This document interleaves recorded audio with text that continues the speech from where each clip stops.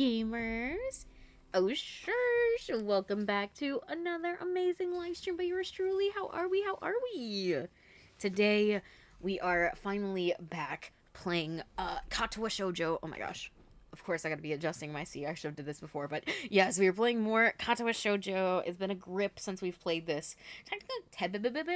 Technically, I think it's actually been longer since we've played Doki Doki Literature Club. I think we've played Katawa Shoujo a little bit before that one, the previous time. So I gotta get back on my Zoom. There's a lot of things I gotta get back on. Honestly, I need to go through my catalog of games that I'm playing and see which ones I haven't played in a hot minute, because I know there's games like Kingdom Hearts 2 that I'm in the middle of. But I need to grind in that game and I just like don't want to.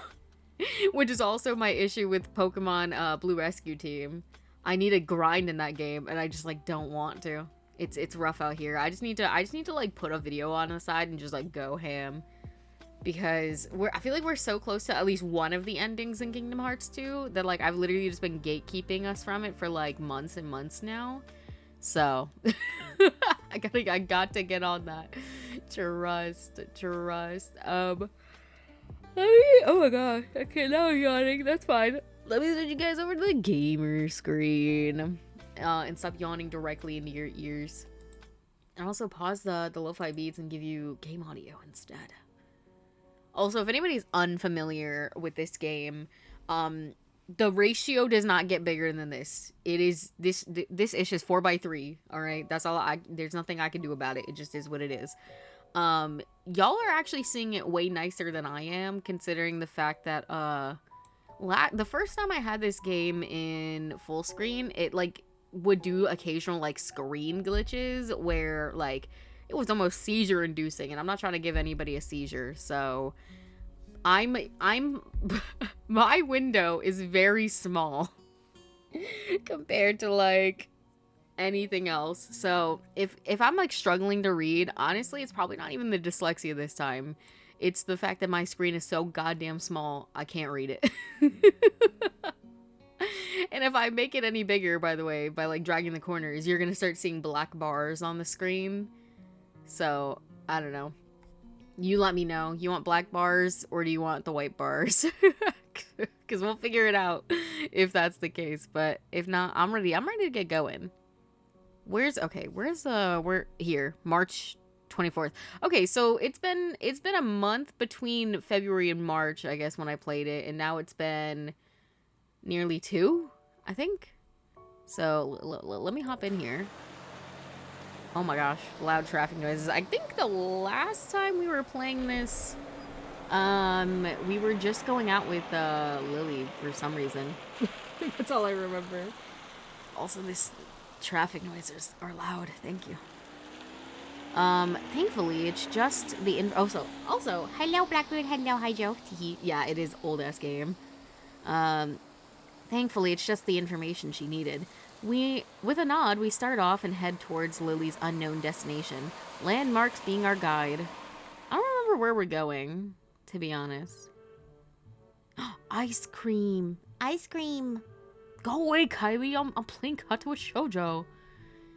Here you go. 1 vanilla, 1 chocolate.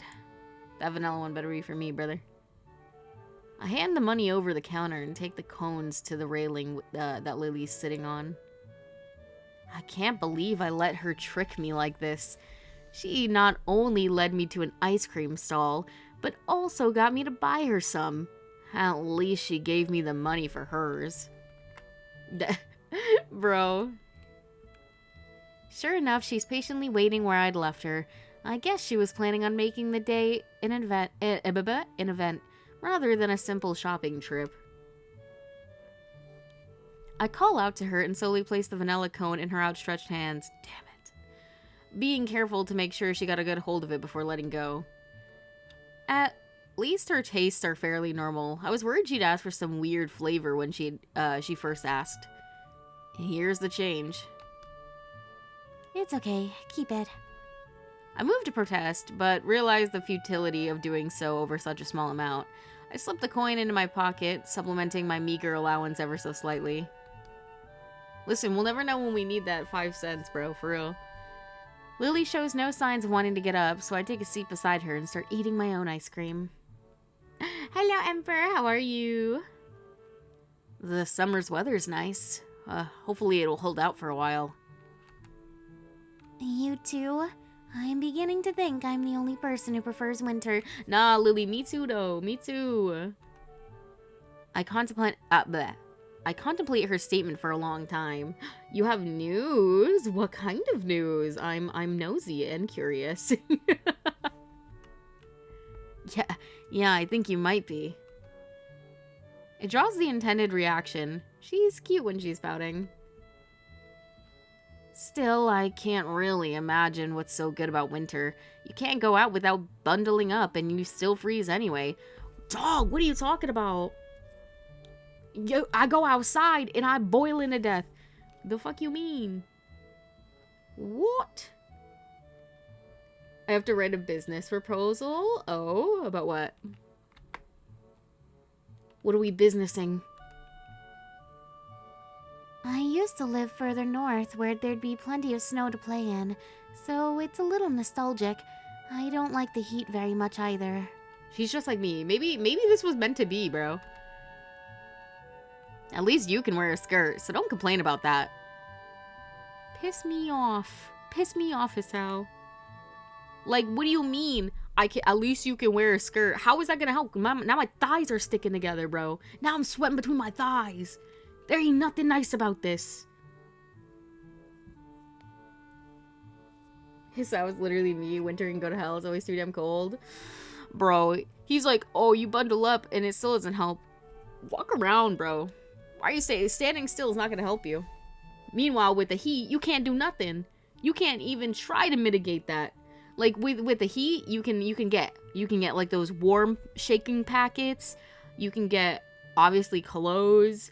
You can get warm drinks. Like I said, with heat, you get a cold drink, it melts in 2 seconds, bro. You get a fan, you're just blowing hot air on yourself. You're poor, you can't afford air conditioning. You can only get so naked. And the skirt thing, like I said, bro, now I'm sweating between my thighs. They're sticking together, they're slipping together, bro. It's a slip and slide, and it's not even the good kind. VTubers, okay. What's your business plan, or what's it about specifically? Obviously VTubers, but just go in a t-shirt and it cools you off. Promise you it doesn't. Promise you it doesn't. I be sitting here in a tank top and shorts, bro, and I'm dying. And I'm just sitting here. I'm sitting here and I'm shitting here. Bro, I got the fan pointed on me in front of the window. I'm still dying. I could have 20 fans, bro. Still nothing. Gotta rip off your skin, bro, I swear. I must have to, bro. Even then, my internal body temperature, my organs are too hot. Agency. Okay. VTuber agencies are slippery slope because they seem really good, but I feel like they always, well, not always. Let me not speak generals. But like a lot of times, bro, you gotta watch out what you're signing. Just saying, if you're a VTuber or you're wanting to be a VTuber, make sure you know what you're signing before you sign it. I've seen some horror stories. Not me personally or any people I know personally, but I've seen things on the internet. She gives an amused giggle as we both get back to finishing off our already melting cones. See, bro, we talked for 2 minutes and the ice cream's already melted. I idly sit and watch the crowds go by as we eat, catching bits and pieces of conversation. Looking to Lily, I see her dutifully licking. So honestly, going back to the heat and cold thing, sometimes I be trying to gaslight my own brain into thinking that it's not hot and that I actually like it. And I'm not gonna lie, it does not really work that well. I'm just like, oh no, this is fine. Like I'm actually enjoying this a lot. And I'm like I've got like the it's that meme where like the person's wearing like crying, angry crying, and but they have a mask over their face that has like a smiley face on it. That's me. They are. Want to make dreams come true. Looking to Lily, I see her dutifully licking her ice cream from the top down. Hey, yo, chill out, chill out. Top downwards, blissfully unaware of the fact that it's beginning to melt. It's melting. Where? Down a bit? Nah, this is diabolical, bro. I just clocked in and we're doing this right now. She lowers her mouth from the top of the cone, but has no idea exactly where the ice cream is dripping. Dude, I could do it with my eyes closed. Freaky ya? What follows is a game of guiding her left and right until she finds it. Like, just do a swirl around. Willie, what are we doing? What are we doing? To any onlooker, it must have seemed absolutely bizarre. A girl with her eyes closed, turning her cone over and over as the guy next to her gives her instructions. A strange variant of childhood blindfold games, maybe. Childhood blindfold? Y'all playing childhood games where you're blindfolded? I don't know his style. We might not be the same. We might not be the same. In good time, we finally finish our treats, and while away the time conversing, casually. Caught mid-sentence, Lily perks her head in her trademark manner. It's an unmistakable sign that something's caught her attention. What is it? Is Akira somewhere over there? I think I heard her. I raise an eyebrow as I look in the direction she's facing. Somewhat doubtful of her ability to pick out Akira's lone voice in the din. Sure enough, though, a blonde girl in a suit can be seen through the tiny gaps between people walking every which way. I raise a hand and wave, trying to catch her attention. Sato! Hey! Sato! She stops in her tracks and looks towards me, evidently noticing my calls. Oh, look who she actually is in the crowd. Dude, that's just Karapika from Hunter x Hunter. It's like that one episode of Recess, just think cold thoughts, works every time, bro. I might need to try that this summer, because I'm going to be going, like, what is it, round 2 or 3 with no AC, so we're going to be, I'm going to be thinking a lot of thoughts. A lot of thoughts. Most of them negative. She stops in her tracks and looks towards me, evidently noticing my calls. As she does, I notice someone walking beside her. I can't get a good look at whoever it is, though, before the two begin walking towards where we are. As they reach us, Lily and I stand to dust ourselves off and stop eating ice cream. Okay. Akira? Akira! Hey, you two. Oh my god, the crowd had an attack in the back. Is this your girlfriend? Who's this? She nods towards me, a gesture which I quickly return. My gaze shifts towards the young girl next to her, and our eyes meet. As they do, I think I'm running over my charger. What the fuck? Oh, I sure am. Oh, hold on. Hold on. My phone's not even plugged in. Why are you bothering me? Go over there. Damn. Damn. Sorry, I'm fist fighting. I'm fist fighting my own charger cord. I need water. Where's my water? Hold on. Let me grab it.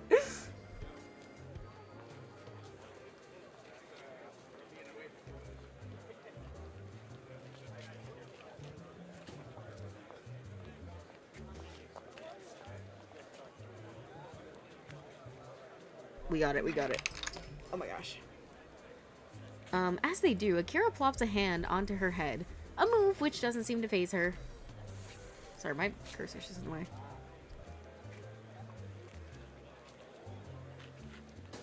I don't believe we've met. I'm Hideki. Pleased to meet you, Hisao. A guy's name, huh? Guess I just dodged a bullet there. He bows, somewhat restrained by Akira's hand being on his head.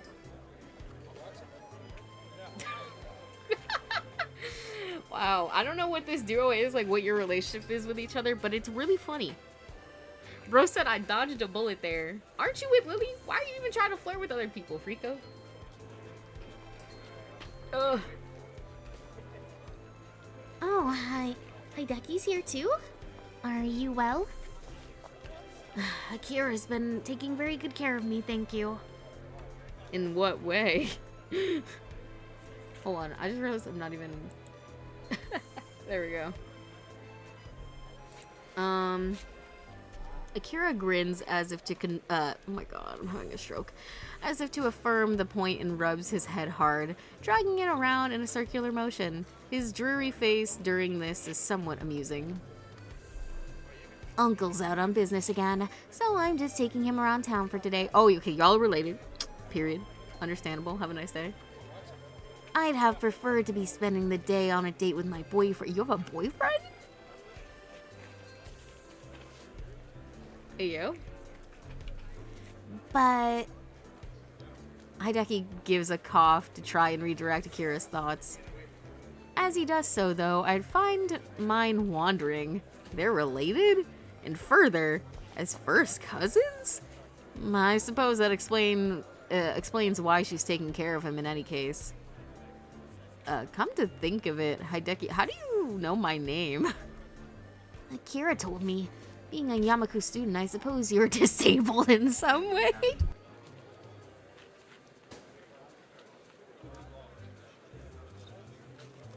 Bro, so is everybody in this story just wild? What? I suppose you're disabled in some way. Like, okay. No, that's fine.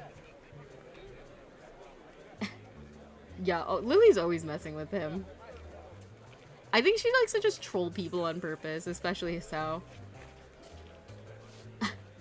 I don't think it was a matter of flirting. He just didn't want to misgender them. That's fair. That's fair.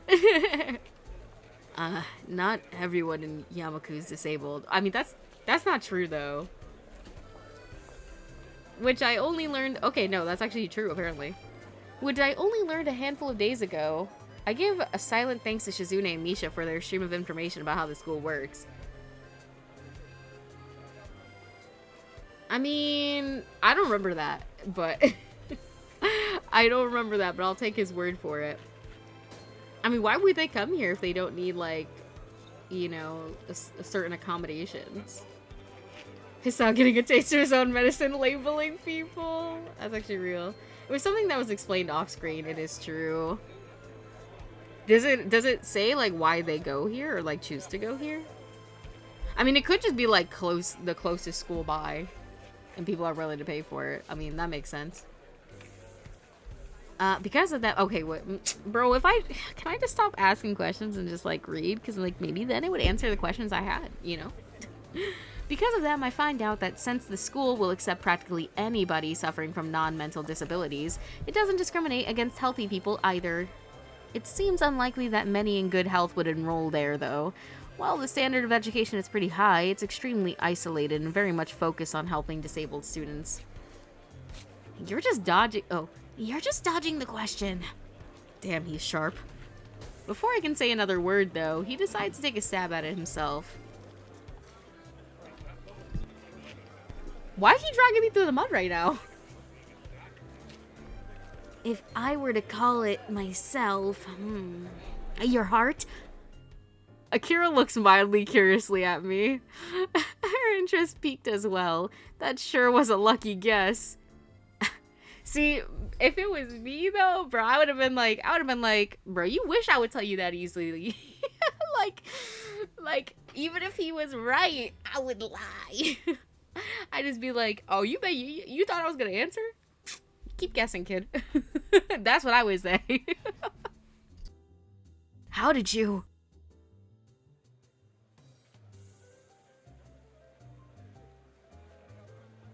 Hang on.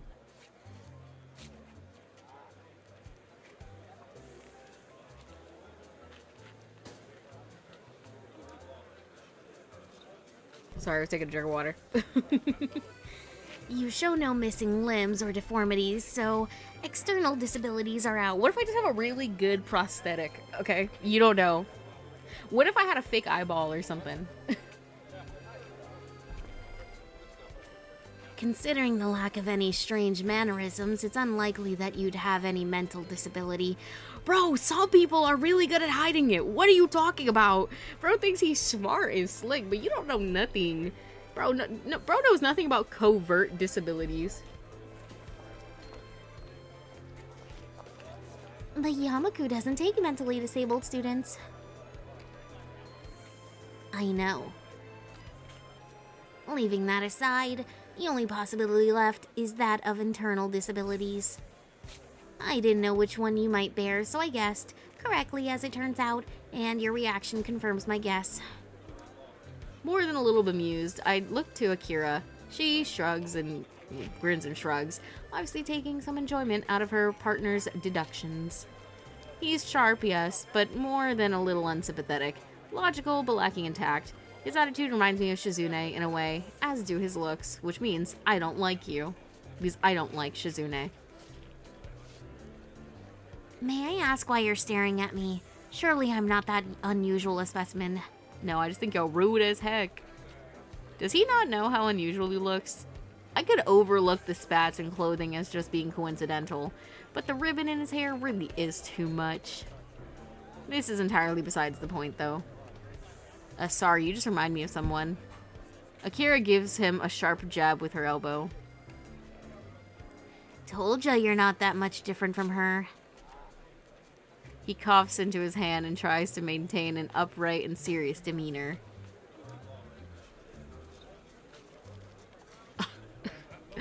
I see you've met my sister then. Perhaps my full name might help you. Alright, I need you to leave the premises, because I don't like you or your fuck-ass sister. Or her little girlfriend either. To be honest with you. Wait, so that means you guys are not siblings, sorry. You guys are cousins with Shizune? That's effed up, bro. Dang, so it's not just school drama, bro. It's family drama. That's tea. I'm Hideki Hakamichi. You're probably thinking of my sister, Shizune Hakamichi. Oh, so he's Shizune's brother. Wait a minute, if Hideki is the son of Akira's uncle and Shizune is his sister, then that means Lily and Shizune's fathers are brothers-in-law. Therefore, Lily and Shizune are first cousins? Lily groans in an uncharacteristically unrestrained manner. The reaction earns an amused smirk from her sister. The enmity between the two just took on another meaning. I had thought it's simply a matter of difficulty of communication between the two, but a family feud makes things much more complicated. You can choose your friends, but you can't choose your family. She gives a half-hearted shrug. You actually can choose your family, though. You actually could very easily cut people off or add them on. How do you think married people work? Lol. Misha's fun though. Misha's annoying. And the fact that she doesn't see any problem with her friend's behavior is another reason why I don't like her. And I'm not petty, so I don't really need that many reasons to hate somebody. She gives a half-hearted shrug. She mustn't give as much weight to the two's conflict as I do. Bro, and I hate the fact, I wish this was, bro, I'm spoiled because of our life.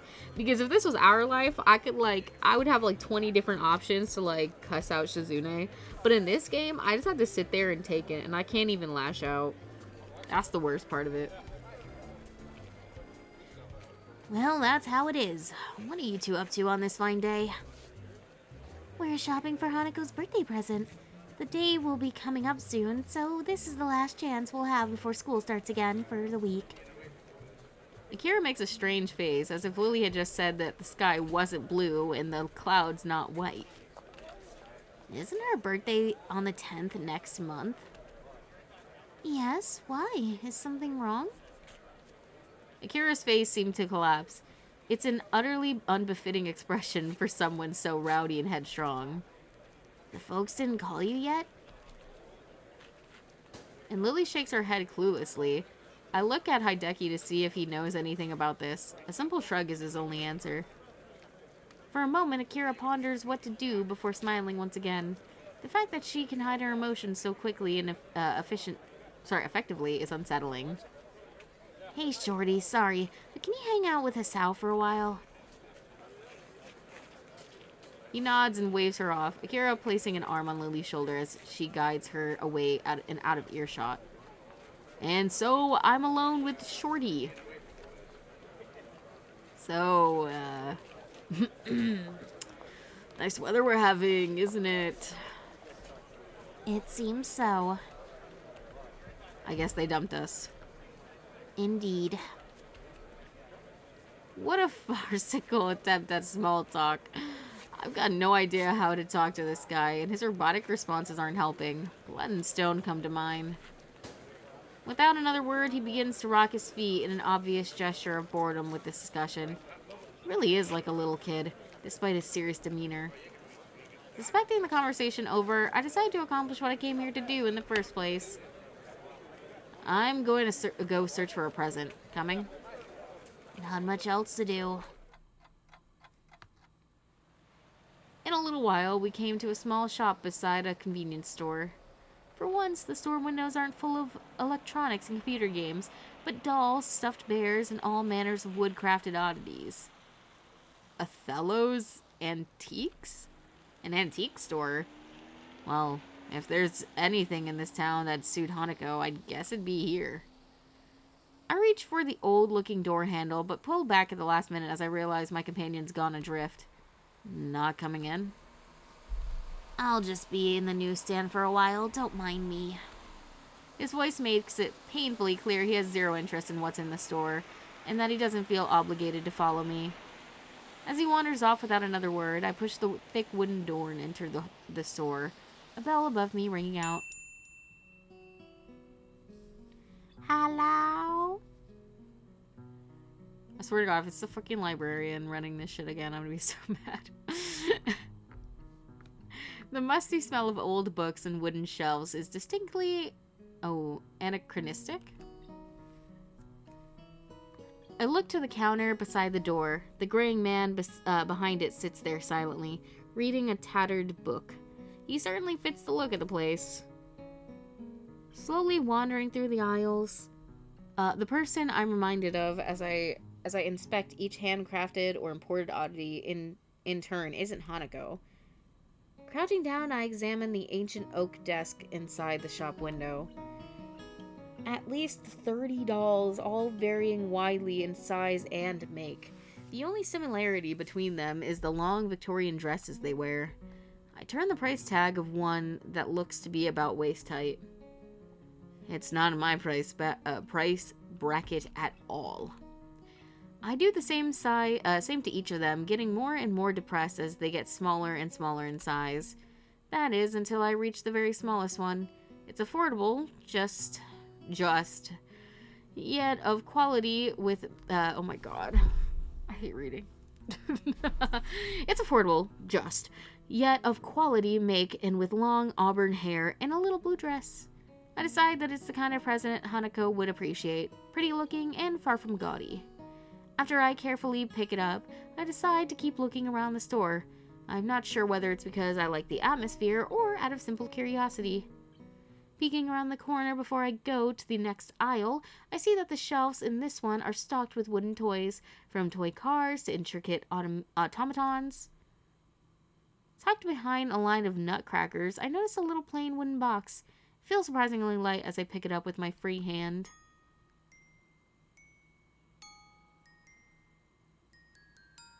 The lid only needs the smallest movement to pop open, the little metal drum inside beginning to rotate immediately. For seconds on end, I simply stand there listening to the palm-sized melody. As it plays, I take the tiny price tag in my fingers and bring it up to my face, the minuscule cursive writing taking some effort to read. It's affordable. Sort of. Grimacing slightly, I close the lid and make my way to the counter with the doll and music box in hand. Oh. I feel like you are just, like, not in the style of everybody else. Nah, because bring Lily back on the screen. When I lay the two on the counter, the man behind it sits up and takes stock of them. He doesn't hide very well his surprise at someone of my age buying them. It's painful, but I hand over the money for the two and leave the store with a small, opaque bag in hand. Hideki being there takes me by surprise. Oh, hi, I thought you'd be at the newsstand. Akira gave me a call. She's waiting for us at the fountain with Lily. At least that solves the issue of trying to find them again. Jesus fuck, what's up with that dude's face? Like, right? Like, why did he look like that? Nobody else in the game looks like that. Not even, like, the teacher.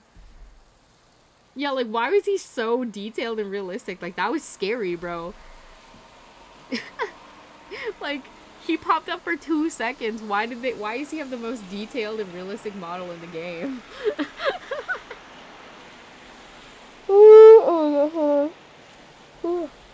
Sorry, I was yawning, as you could hear. We head off back to the fountain. Hideki's immaculate posture and presentation, despite his appearance, makes for a strange contrast even as we walk. Lily and Akira stand there waiting for us, their faces hard to read. Hey, you ready to go, Shorty? Hideki's mood seems to improve as he rejoins her. See ya, Lily, Hisao. Tell Hanako I said happy birthday. We will. Bye. Goodbye, Akira. And with that, the two disappear into the fracas? What?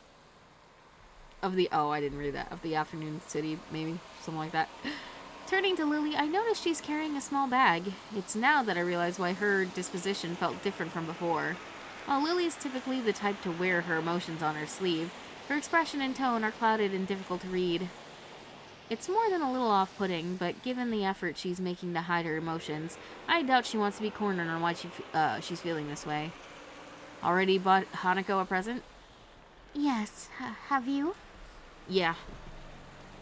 Shall we head back to the bus stop then? Okay, there should be a bus back to Yamaku pretty soon. And with that, we begin to walk. It feels strange, compared to before. Lily's hand on my forearm feels unusually tense, and the whole atmosphere is extraordinarily awkward. Oh my god, oh my god. The silence continues for a long while, and I really don't like seeing her like this. Oh my gosh. Damn, bro, there's some loud traffic. I can barely hear myself think. I'm just imagining they're shouting over the traffic. Hanako's birthday is going to have to be held earlier. Is the 4th going to be all right for you? I have no other possible obligations anyway, so I reflexively nod. Only afterwards do I remember that doing so is pointless and quickly answer so by speech.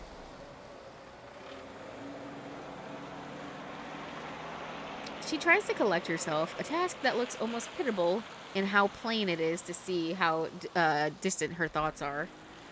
Sorry, Hisao. You said the bus would be coming soon, right? Yeah. It should be here very shortly. That's right. But now that she says that, I have an idea. Mr. Krabs, I have an idea. But now that she says that, I have an idea. Actually, do you have anything to do later today? Just asking for a friend. The friend is me, by the way. I don't believe so. Why do you ask?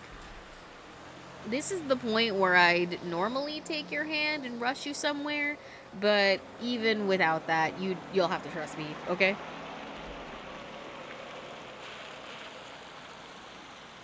I take her hand and gently lead her on. Her distant face replaced by one of mild surprise and curiosity. Let's see. Where we going? Give me 1 second. Okay, there we go. As the waitress sets the cup of tea and cup of coffee that I'd ordered onto the table, I thank her before she takes her leave. That's good, I guess. Like, yeah, be nice to the waitress, please. Truth be told, I really lucked out in finding this cafe. I lucked out in finding it. I mean, what? I mean, are we just doing this to, like, make her feel better? He's trying to woo her, the Casanova. Where are we? Oh.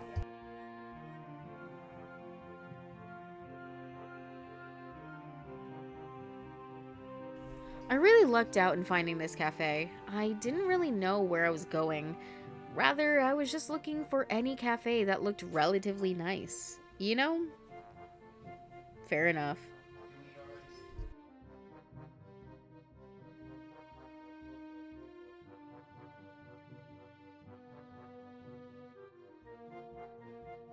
Hold on, you guys. I need to shut my door.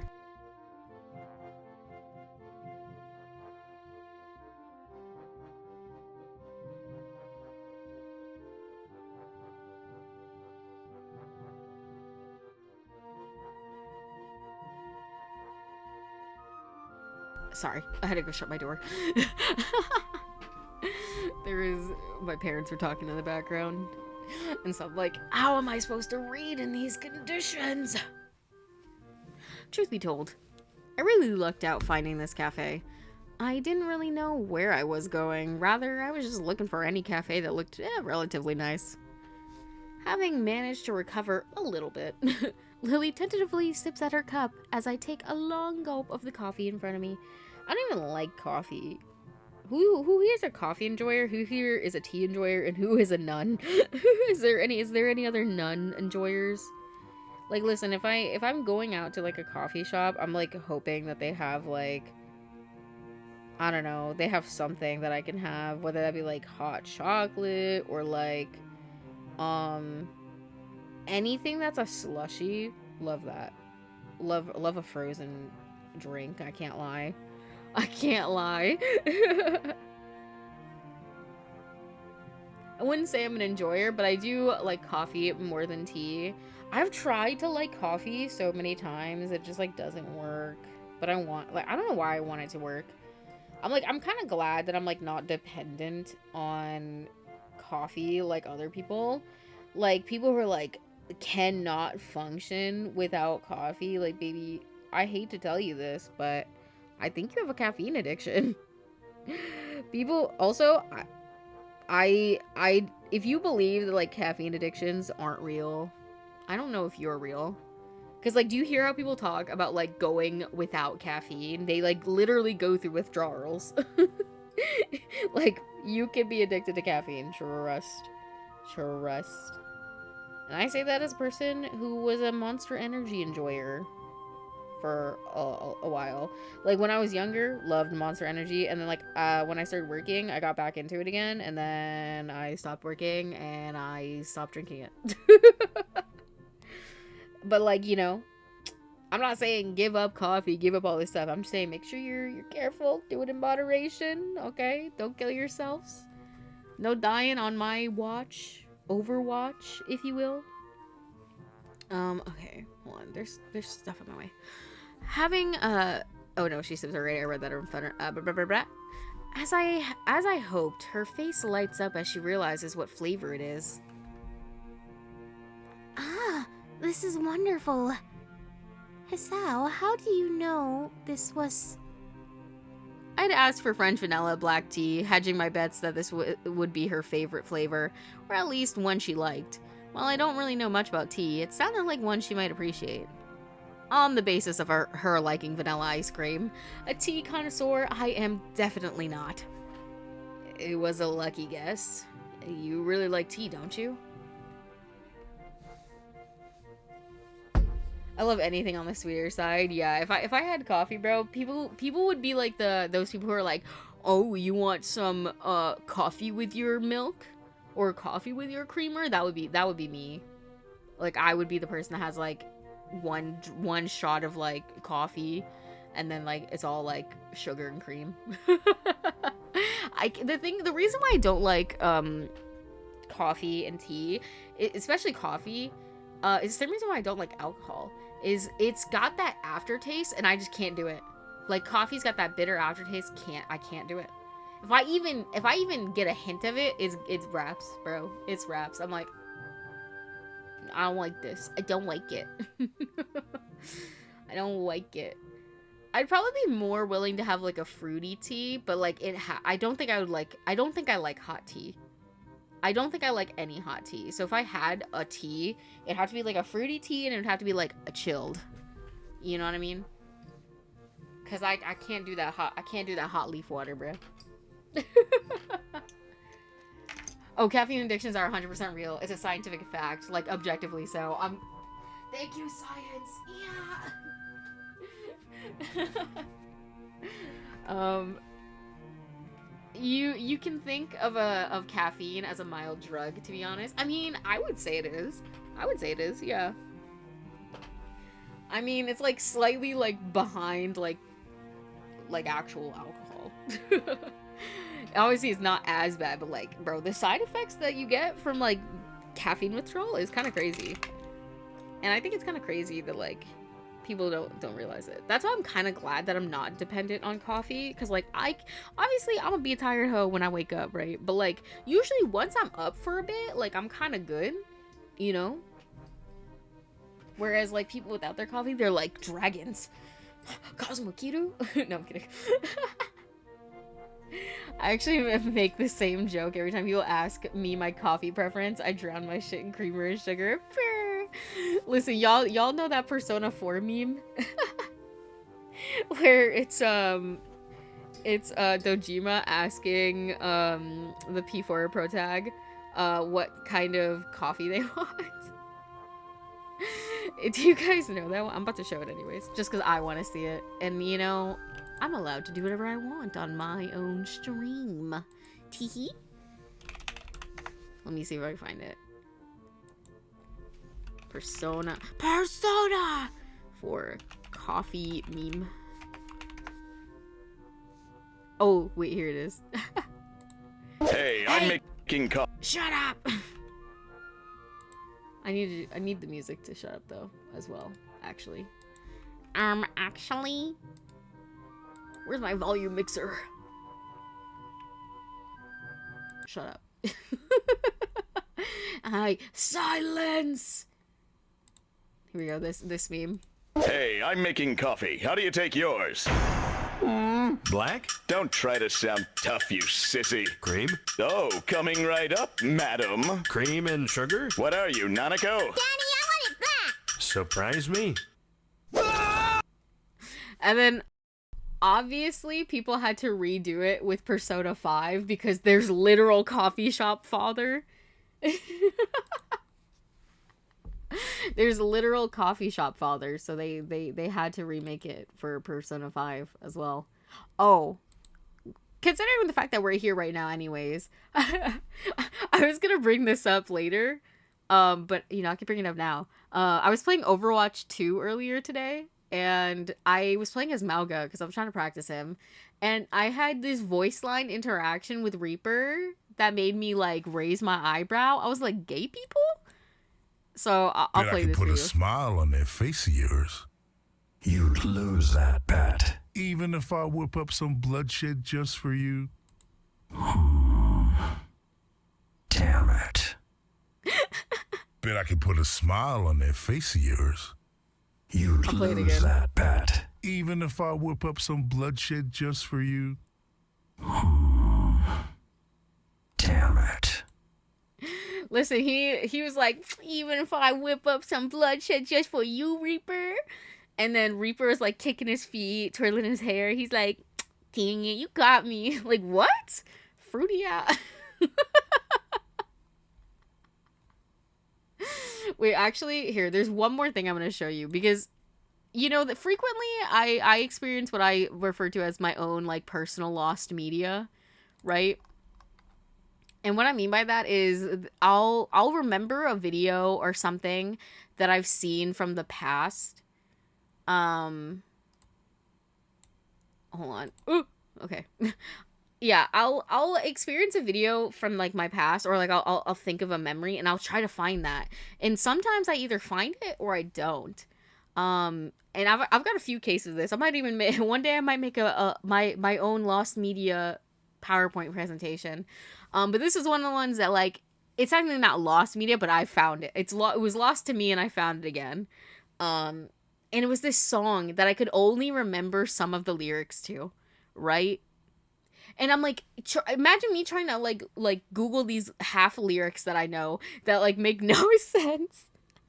I'm not gonna play the whole song, but I do want to just play part of it because, you know, I think you need to know where I was apparently in 2016.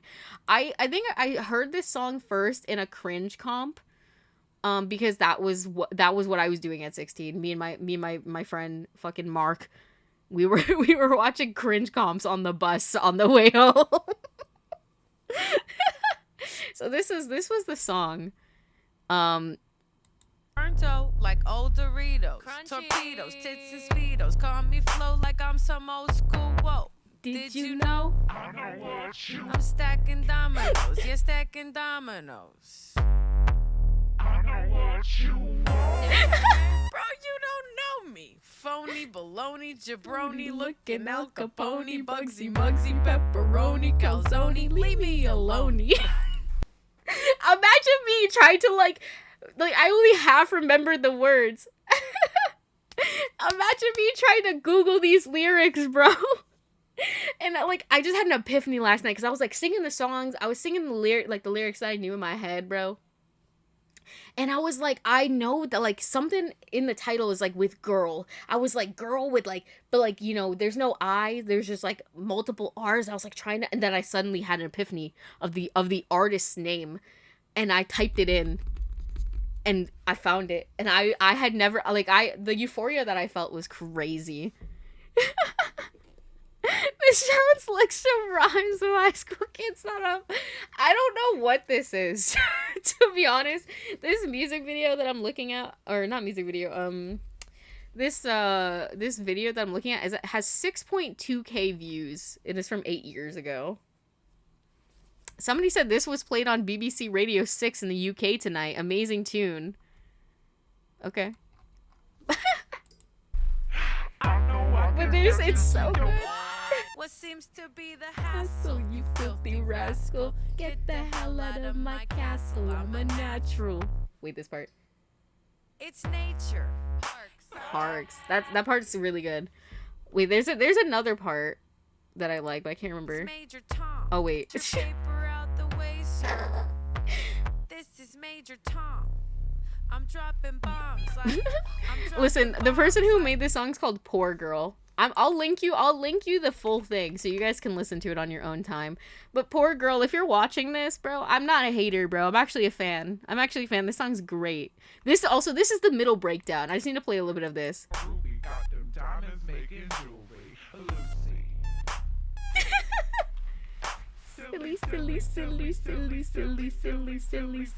Silly Sarah Contrara with them golden locks of hair. Sarah. Like, why do I remember so many of the words? That's the worst part. Listen to this. Listen to this beat, bro. Like, something about it is like so goofy that it kind of looped back around to being good. Like, wait, let me get to my favorite part. I'll leave you baffled with my elegant eloquence. Mystic misfit, trying to enjoy it while the clock ticks. Talk tick, cause I'm toxic. Ew. Godstick, agnostic. Hooked on chronics, white girl, ebonics, we trashy. Like, something about it just like you either get it or you don't, you know what I'm saying? Like, you either get it or you don't. That's all I can say. I'll link it though if you guys want to listen to the whole thing in your personal time. By all means, check it out. I'm just glad that I found it because it's been in my mind for months now. It's been in my mind It's been taking over my brain waves, and I'm glad to be able to eject it finally. And you know what? I could tell my sister if she might be watching. I don't know, probably not. But I could tell her that I found this, but I'm gonna wait till she gets back so I can watch her reaction while I play it. I'm like, do you remember this at all? Because there's a high chance that me and my friend played it while we were in her room, because you know my sister, she's the one who had all like the consoles and stuff, so me and my friend would invade her space and play it. But it's another show of, I've never had one of my friends not get along with my sister. And I say this all the time, but if my sister does not fuck with you, or you don't like my sister, I can't fuck with you either. I'm sorry, I just can't. So, you know, he passed the vibe check. Not gonna lie, this reminds me of Pillow Talk by what, Zane? Okay, anyway, sorry. Let me unmute the game and get back to Katawa Shoujo. Thank you for letting me go on some side tangents, spookies. But yeah, that was We Trashy by Poor Girl. She puts her teacup down and gives a tiny nod. Also, well, Reaper is gay from what I remember. No, Soldier 76 is gay. But honestly, I feel like Reaper is like unlabeled. That's my headcanon. I don't know if he actually has a sexuality, but in my head, he's just like, I don't think about that kind of things. And then he just like, oops, slips into shit. Like with Soldier 76 and with the shit with Malka. He's just like, he wasn't expecting. He fully went into that like, yeah, you'll never get me to smile. And then he got hit with the Malga Riz and he was like, oh, okay, my fault. I did not recognize your game like that. Oh my gosh. Oh wait, are you talking about the this bitch don't know about Pangea brain? Leave it alone. Are you talking about that song? Yes, wait, no, I know that song. Yes, I know that song. This bitch, yes, sorry. I do know that song. I don't know why that wasn't the first one I thought of. I was just like, what? No, but yeah, I know that full song, bro. Me and my best friend, one of my best friends, we would sing that all the time back in college, you know, 87 years ago. Like, imagine us, we're on our way to Taco Bell. It's like 1 in the afternoon. We're going to Taco Bell and we're just like playing this song. We get the Taco Bell and then we just start driving, bro. No destination, we're just going. It's literally, that's when this song would come on, bro.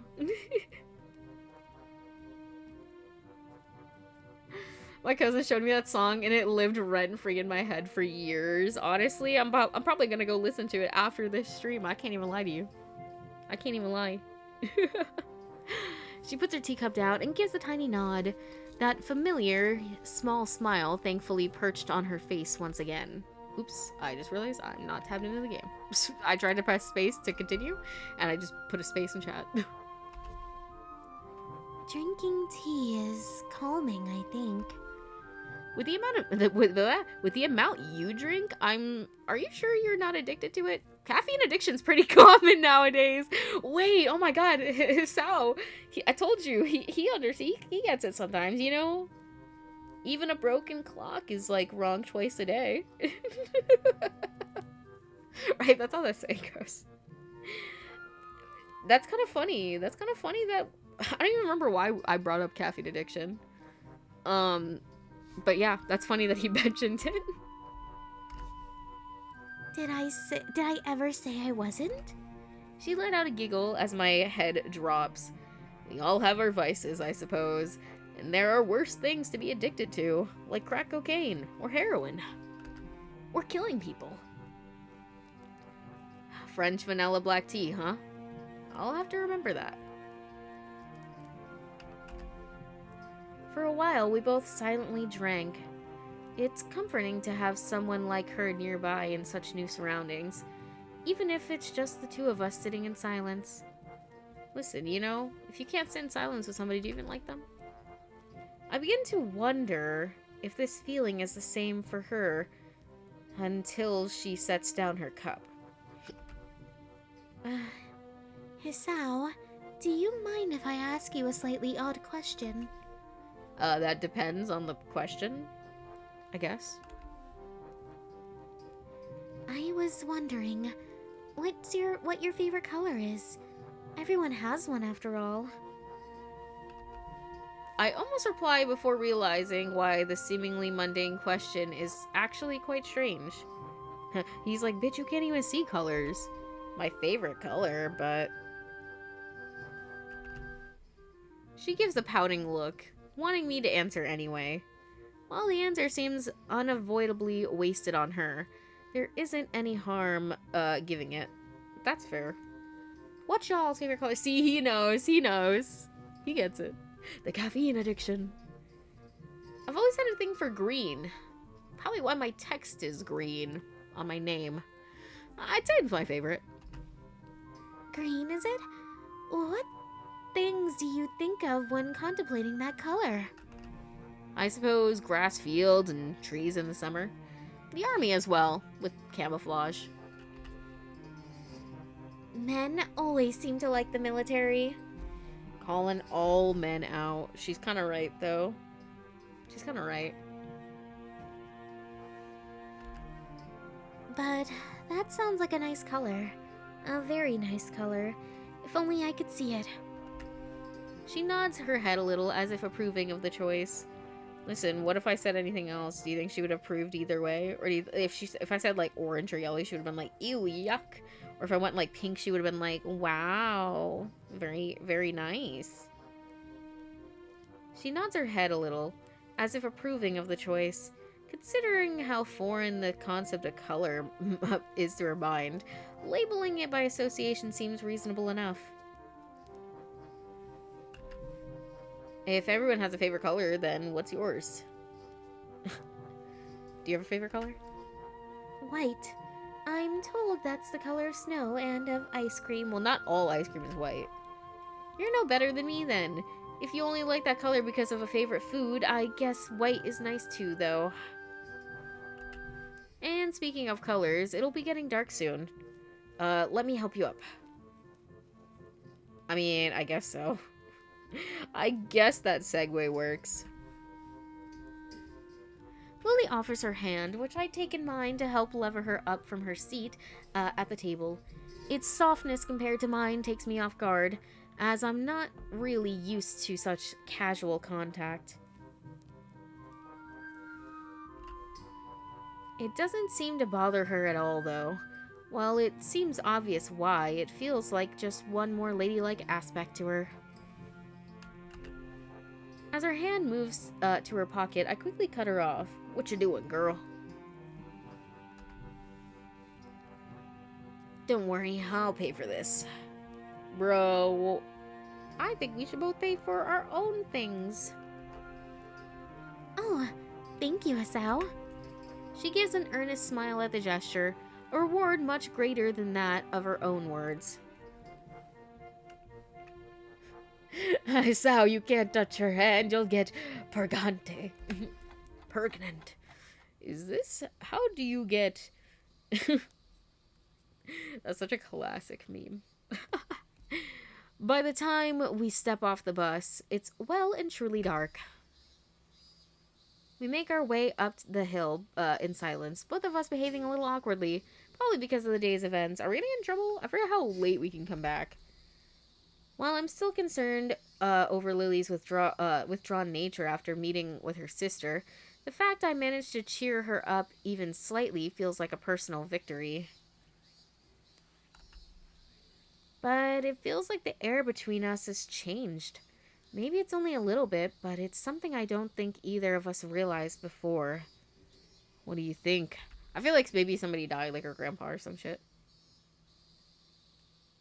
That was a date, wasn't it? I mean, if you want it to be. I guess. It was. That doesn't elude either of us. The question's answer being so self-evident has to be rhetorical. Or maybe she's asking for clarification. Awkward as it may be, I don't think this feeling is bad. In fact, quite the opposite. I don't know what it is. I certainly can't be sure, but it feels something a little more than friendship. Understanding? Empathy? Searching for words to adequately describe it is difficult. Nonetheless. Would you like to do this again sometime, Lily? Without shopping for presents? The tentative question is met with the same look from Lily as before. Her pale skin makes the rosy tint of her cheeks just slightly more noticeable, and her face, though still pointed to the street ahead of her, lowers just a little. Okay. Wow, scored a second date. Yippee! Do do do do do do do do do do do do. I love our little ad breaks in the middle. This time on Katawa Shoujo, Hisao and Lily just went on their first date and already planned a second one. How will Kenji feel about this? And what about Hanako? What about that mysterious meeting Lily had with her sister, where she received some sort of news? All that and more on this episode of Katawa Shoujo. I walked down the hall of the girls' dormitories, my school bag in hand. A doll. Oh, that's me? Who am I? The girls' dormitories. A doll lies inside, carefully placed on top of a small box. Am I going to deliver the gift right now? I've been carrying the box in there for a while now, still not sure of what to do with it. The whole situation, come to think of it, is bizarre. It's bizarre. While I've known of Hanako's upcoming birthday party for a while now, I had no idea of what exactly the celebrations would be until I found a single note left in the abandoned tea room earlier today. Interesting. I hold it up and read it again, double-checking the instructions, because I have anxiety me. The plain black handwriting is fairly legible despite Lily's blindness, clearly thanks to considerable effort and care. Thanks, Lily. Hisao, we'll be holding a party at my place. Please come at 6 o'clock to room 225 in the girls' dormitory. Sorry for notifying you this way, but I had class representative duties. Signed, Lily Saito. I like how she put her last name like I wouldn't know it was her. You can get a job as a to be continued narrator. You're pretty good at it. Thanks. Not reassured, I continued walking down the hallway until I reached Lily's dormitory room. You could have just said dorm room. I hesitate for a second, but eventually give 3 sharp taps to the door. 1, 2, 3. A brief and muffled exchange of words can be heard from the other side. Listening closer, I can just pick out Hanako and Lily's voices. As they finish, Lily calls out, Might that be Hisao? Yep, I got the note you left for me. You can come in. The door's unlocked. Glad that I managed to get the right room. I mean, can you read numbers? I pressed down on the handle and let myself in. Like, how could you get the wrong room unless, like, you knocked one over or something? As the door swings open, my greeting to them is stolen from my mouth. Oh.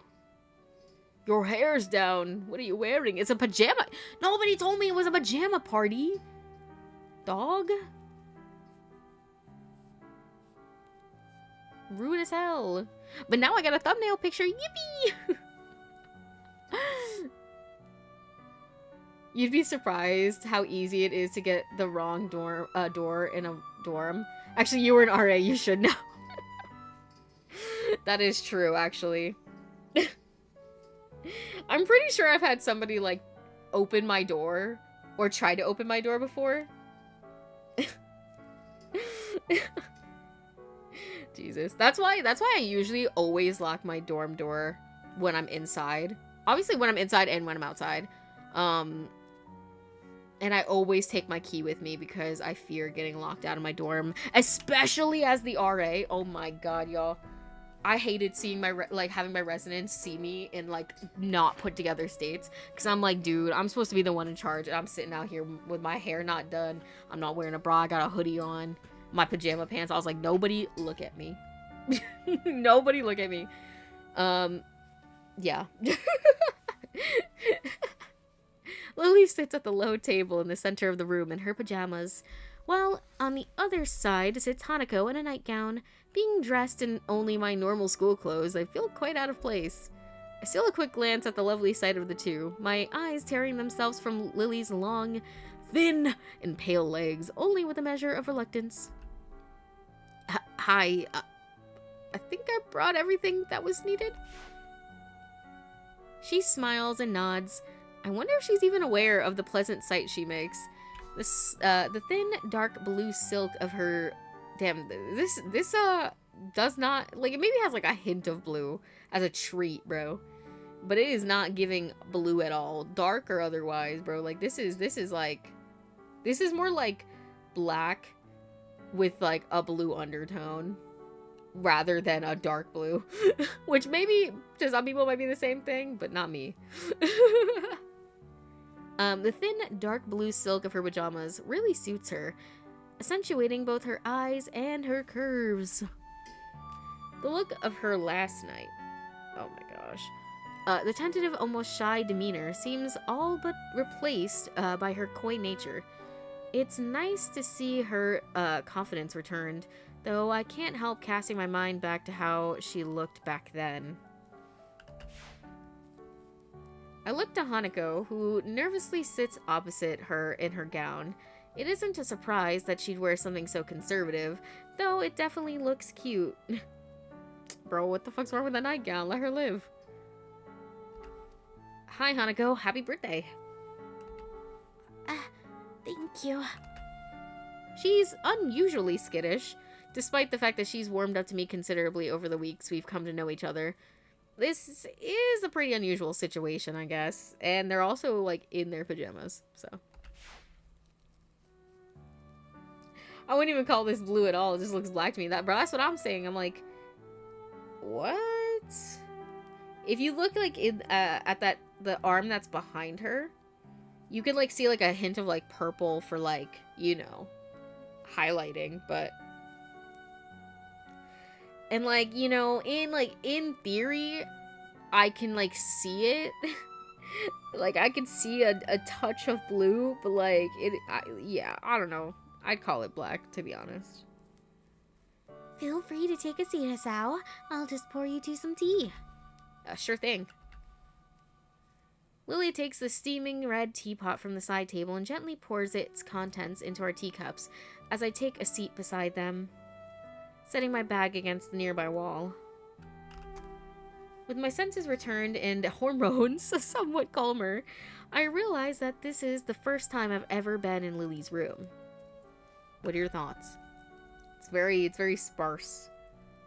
The first thing I notice is the ambient smell, just slightly different from that in mine. Probably faint perfume or nail polish.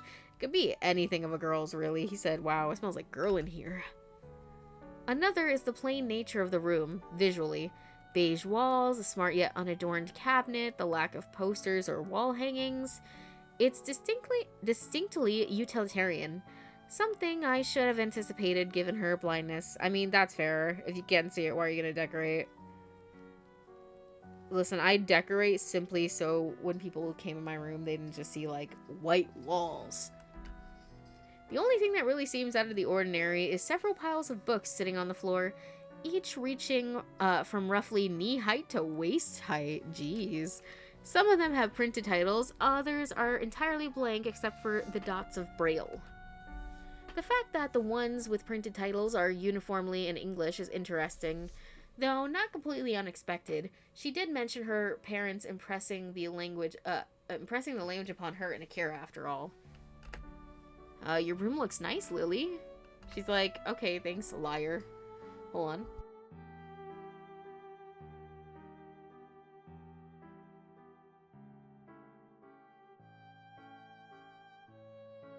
I hear a call of thanks from beside my shoulder. Looking back to Hanako, her gaze is fixed on her lap and her hands are nervously clutching her gown. It's now that I notice why. With these clothes on, the extent of her scarring is far more visible, reaching down her neck and out to cover her right shoulder. Considering this is a party for her, she doesn't really look like she's enjoying the experience now that I'm here. So how old are you turning? 18? Sorry, I'm having a stroke. Her look of surprise, not at all helped by her total lack of skill at hiding her feelings, shows that she was trying to mentally tune me out. This is really quite awkward. Yes. On the plus side, there's only 2 more years till you could drink. So who's older, you or Lily? Lily. She had her birthday in February. What about yours? Earlier this year, so it's already passed. Conveniently, we're all 18 here now. Isn't that funny? Unstated is that it passed while I was stuck in the hospital. That was a particularly low point of the experience. Conversation with her dries up as quickly as expected. It isn't long before Lily's finished preparing our drinks. Our drinks! Our Diet Dr. Kelps! Sorry. Setting down the 3 teacups in front of us, I pick mine up immediately, noticing how much stronger aroma and taste than the tea we've been having. Much stronger. Huh. It tastes different than the tea we have in school. Lily's like, yeah, because that tea is shite. It's a different variety, rather than the kind we've been having. You've never tasted orange jaipur before? No. Not that I can remember. I usually drink coffee after all.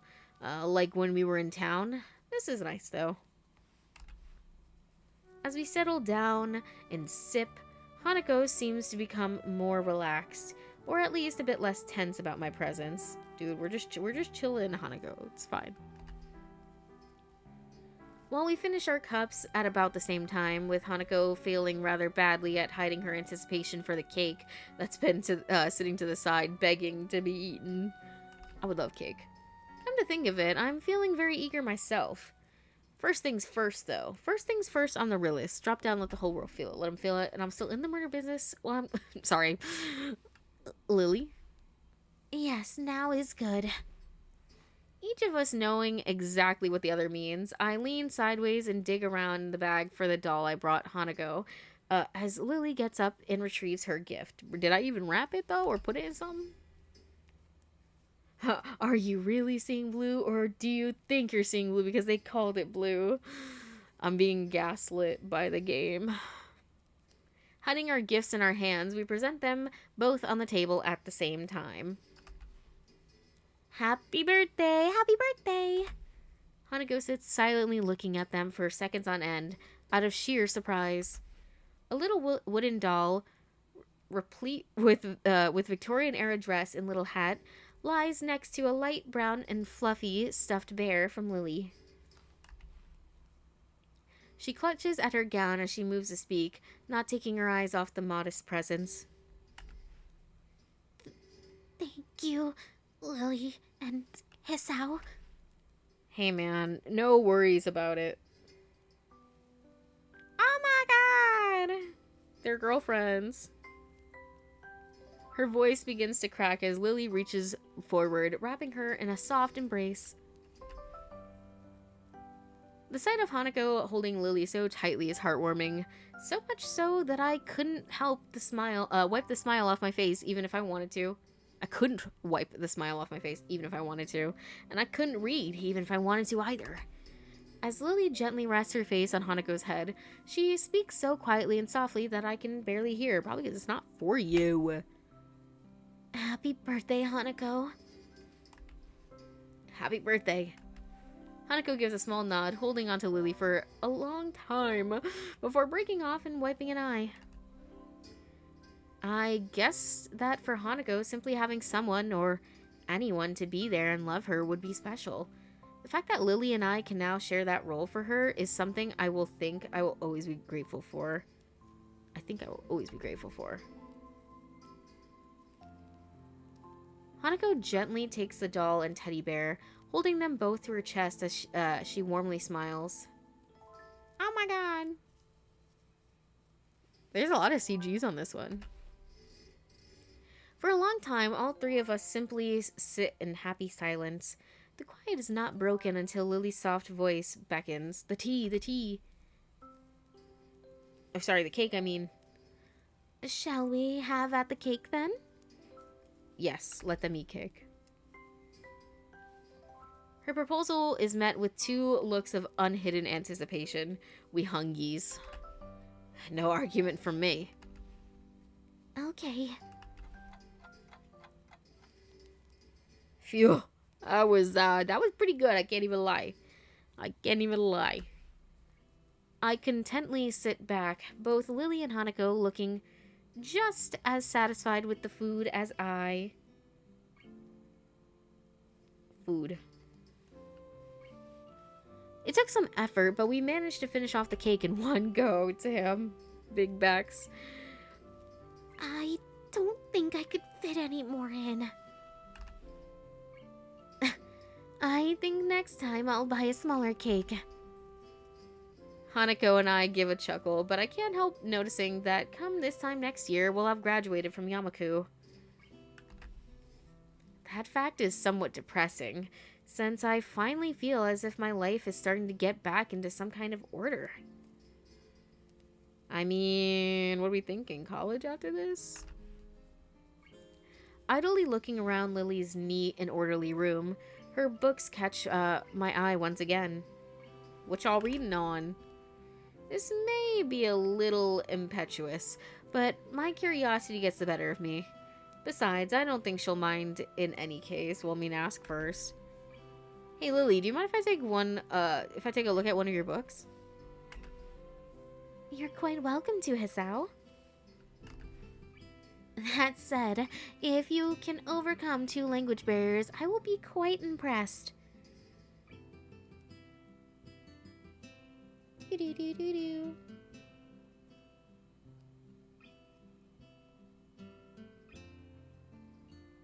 Oh my goodness. Oh my gosh. Okay. Sorry, I was eating a Milky Way. That's not true. I was just quoting that. I don't actually like Milky Ways. Sorry if that's blasphemy. But I am gonna take a drink of water and I'm gonna put on chapstick because my lips are dry as hell. I'm going through it. Mm-hmm. Thank you, water bottle. That said... Oh yeah, I read that already. 2? Braille and... oh, right, English. She gives a nod. I knew you were studying English, but I'm amazed that you're this proficient in it. One could say it's a perfect way to avoid people borrowing my collection. She says it in jest, but I am a little disappointed. Having all these books around me with no way of reading them feels like one big tease. Hanako giggles quietly as I reach over the closest, oh my god. Giggles quietly as I reach over the closest pile, plucking the topmost book with one cursory glance. Death on the Nile, in large letters on the cover, is the only printed text to be seen. I sit down for a while with the book open in my lap as Lily and Hanako talk. Try as I might to fill out the dots of braille printed on each page, they seem to blend into one another and become indistinct. I'd thought this would be a lot easier than it actually is. I mean, you don't even know what the dots stand for, Pookie. With some practice, though, I could see someone with better sense of touch than mine managing to read at a pretty fast speed. Not me, though. Noticing a silence that had probably begun earlier, I looked up from the dotted pages to see Lily smiling as Hanako sips another cup of tea. Is something wrong? Quite the opposite. Your curiosity is quite endearing. I am inordinately pleased by the praise, though I can feel my cheeks heating up a little. Thanks, but I don't know how else I could act. To be honest, I wasn't altogether sure of how you saw us, since you were a new transfer student from another school. What you mean, bruv?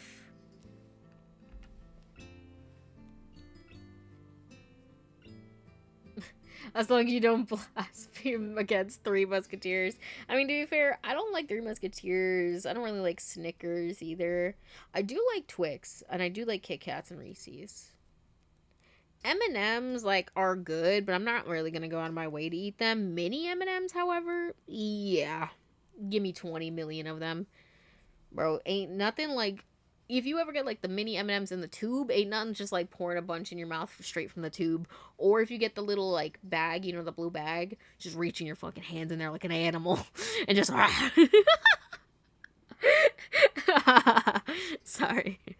If you'd pitied us, I would have been quite offended. There's a certain edge to Lily's voice. One that I'd quite possibly place as pride.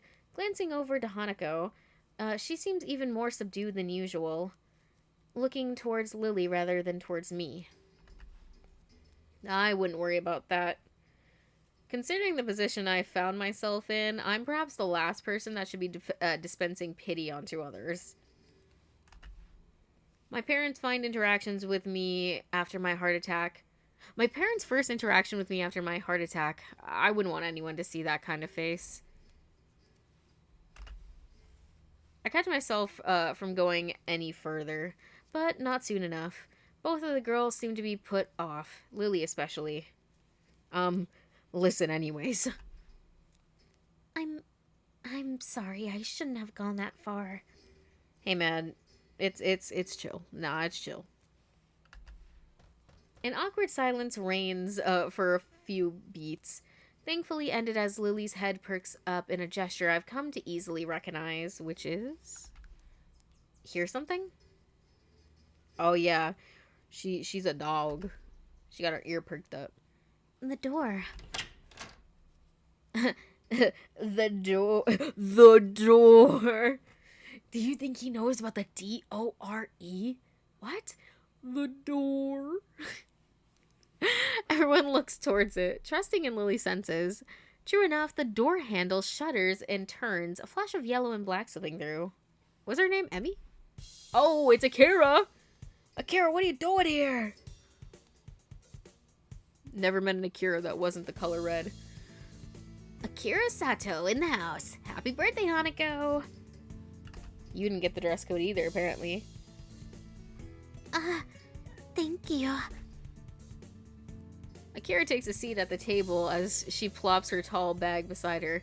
She has her trademark boisterous air about her, making no small deal of her entrance. Right. Oops. Hanako clutches her gown to steady herself, but she doesn't appear too shaken after she settles down. I guess she must have met Akira before. Not a huge surprise, given how close Akira and Lily are.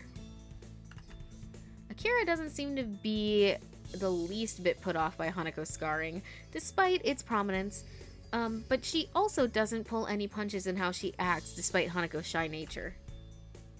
I thought you said you'd have to work, Akira. Did you manage to get off for a while? Is this your lunch break, bruh?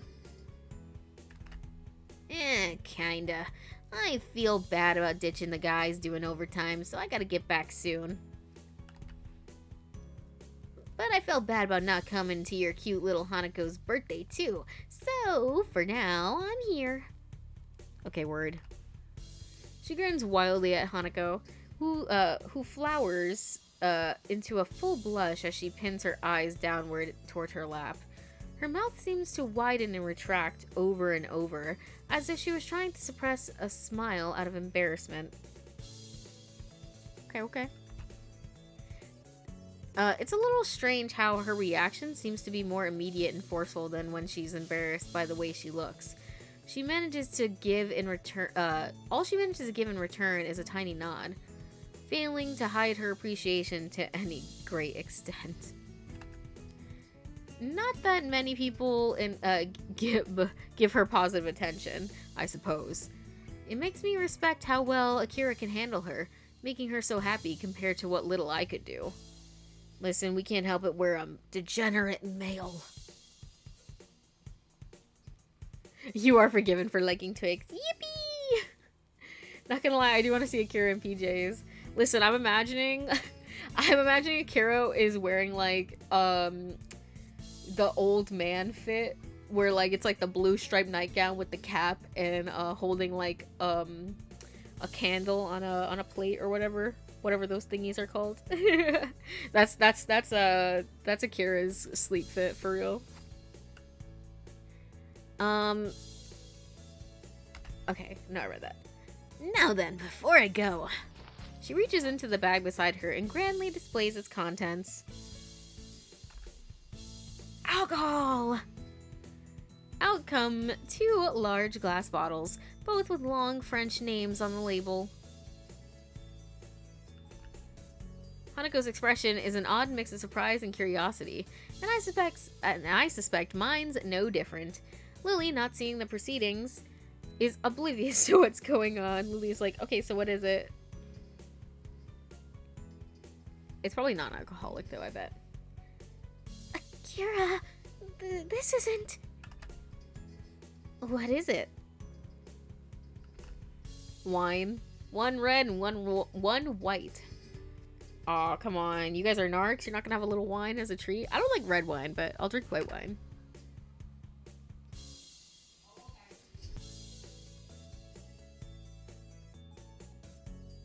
Akira, that's... Relax. It's not like Shizune's here to scold you. Lily has a point. That's not exactly allowed on campus. Dude, these people are narcs, bro. Or anywhere, really. We're still short of the legal drinking age, remember?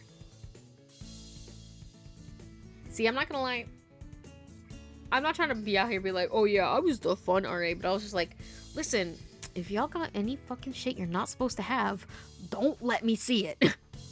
Don't let me see it, okay? And if you set off the smoke detectors because you're having a candle in your room, then I'm gonna have to come beat your ass. You know? Because I'm not gonna lie to you, when I was a resident, not an RA, when I was a resident, just a plain resident, me and my roommate, we had a toaster oven. We did. And we named her Paula. And, you know, we would take it out, use it to do whatever we needed, make some toast, whatever else, bagels, and then we put her away. Honestly, there was like so much, like if I had the knowledge of cooking that I have now, there were so many more things we could have made in that toaster oven, trust. And we never got caught with it. Teehee. And there was also, like when I was a freshman, my friend at the time, she had so much alcohol in her dorm room, it was crazy. One time she invited us over and we were all just like sitting on the floor like drinking. No, I didn't, like I said, I don't like alcohol, so like I wasn't really drinking. Like I had like a few sips and then I was like, I don't like this shit. And watching like some stupid horror movie. But yeah. Shout out to that one time. I really didn't do drinking in college. If anything, I was schmucking more than I was drinking. Yeah, I'm trying to think. That might have been like the only time in like 4 years that I ever drank at school. Because like I said, I don't like it. It tastes gross and I can't. My mental block is too strong that like I'll be trying to drink it and I'm like, I can't, it's so yucky. Oh my gosh. You named your toaster oven, okay? I don't know why we did that, but we did. We named her Paula. We also had like a random zombie baby that I don't remember how we got. I feel like my friend's mom gave it to us. And so he was just like in the corner of our room and we named him Henry. So I remember sometimes like people would stop by our room and they'd be like, what the fuck is that? Yeah, we were just quirky like that, you know? We were just quirky like that. Rich words for someone practically drooling as he examines a bottle. Hey, she got me there. She got me there. I am genuinely interested in trying some, even just a little. While Hanako may not be handling one herself, her look does tell me that she's far from opposed to the notion as well. Bro, Hanako, have a little sipster. Lily rubs her forehead, giving up the fight that she knows Akira would win due to simply not caring enough about those funny rules and regulations. Bro, what if Shizune like busted in right now? I'd cry. Just don't breathe a word of this to anyone in school, please, I beg of you. Yes, dear. I'm not stupid, don't worry. That said, I gotta get back to work pretty soon. So soon? But you only just arrived. Sorry, Lily. Good to see you two again, though. And you, Hisao. See you later. Goodbye, Akira. Bye, bye. She levers herself up with a grunt and waltzes out of the room, leaving us alone with the two items on the table. Okay. Can we lock the door? Because now I'm nervous. Interesting. Lily gives a nervous giggle at her sister's antics as Hanako takes a wine bottle. Well, damn, bro. See, I'm a heathen. I drink my wine with ice.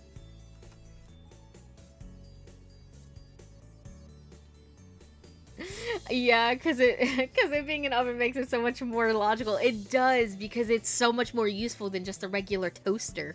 Therefore, it gains enough privilege to have a name. And also, it had a name because, you know, it was a part of the group. You know, when we hang out, Paula was there cooking us some food illegally. And then, you know, when, you know, instead of saying hide the toaster oven, we're like, hide Paula. So, what do you think, Lily? We getting crunk or what? She rests her elbow on the table and pinches the bridge of her nose, thinking things through. She doesn't really seem to be able to keep up with her sister. Well, it's already here. We might as well have some. That's what I'm saying, bro. No sooner does she say it that I take a quick glance around the room for glasses. Dude, we're just going to drink these out the teacups.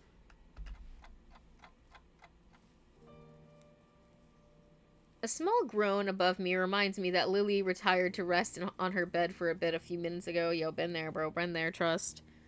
You get a little too up there, and you're like, I need to go lay down. I'm like, I need to lay down. Almost completely drained of energy, I managed to stand up and drag myself to the side of the bed, sitting down and leaning my back against it. How much did we drink? Good God. Not the wavy vision. No, bro said, nah, just water falling, no need for cups. Lily's groan sounds lifeless. Too much to drink?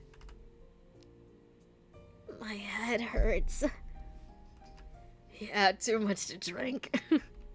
I rest my head back and idly stare at the ceiling. What an unmitigated disaster. I'm dead, I'm dead. And so are they, I guess.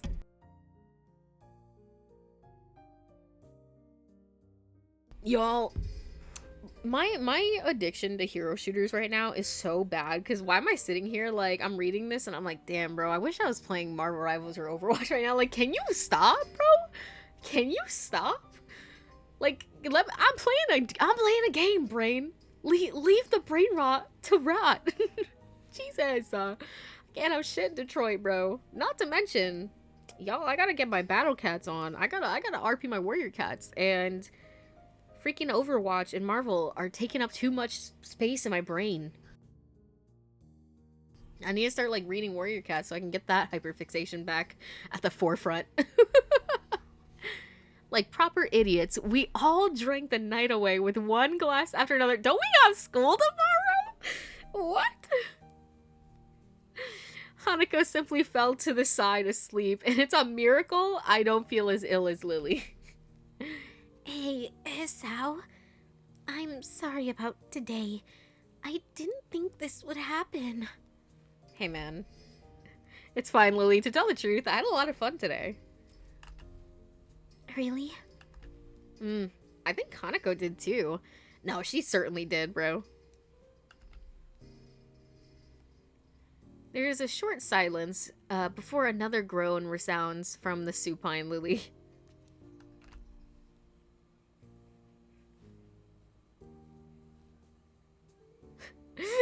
This is how they get you, make you shit talk the game while playing, but are in withdrawal whenever not playing. That's actually real, bro. Like, I mean, like, talk about a toxic relationship with a video game. I thought me and VLR were bad.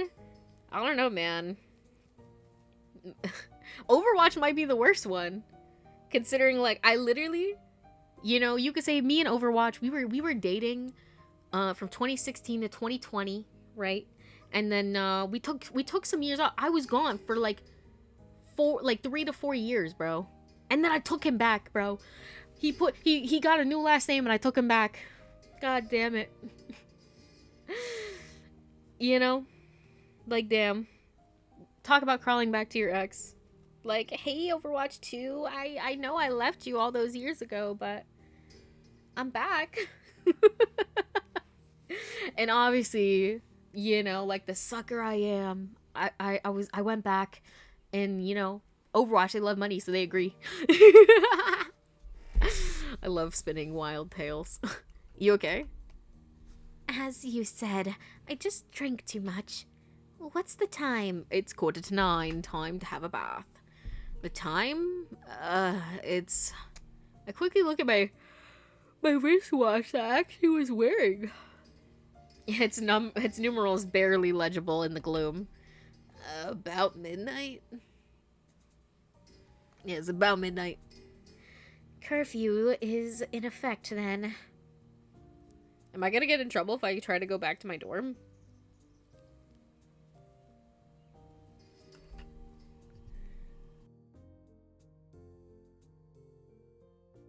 Yeah, guessed as much. We'll all have to sleep here for tonight. As soon as I say it, I hear the sheets moving as Lily starts to sit up. What does she say? Hanako. I guess I'm sleeping on the floor, huh? You guys are sharing the bed. No, go back to sleep. Don't try to get up. Hisao, I have to. Have to what? You're in worse shape than me by any stretch, bro. Get some rest. Get some rest, bruh. But what about... How much do you think we drank? Like, the whole bottles? I'll grab some spare pajamas and put them over her. Don't worry. Don't worry, you're fine.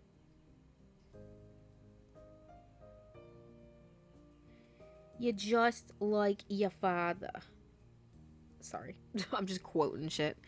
I'll grab some spare blankets and put them over her. Did I say pajamas? I don't know why I said that if I said pajamas. Don't worry.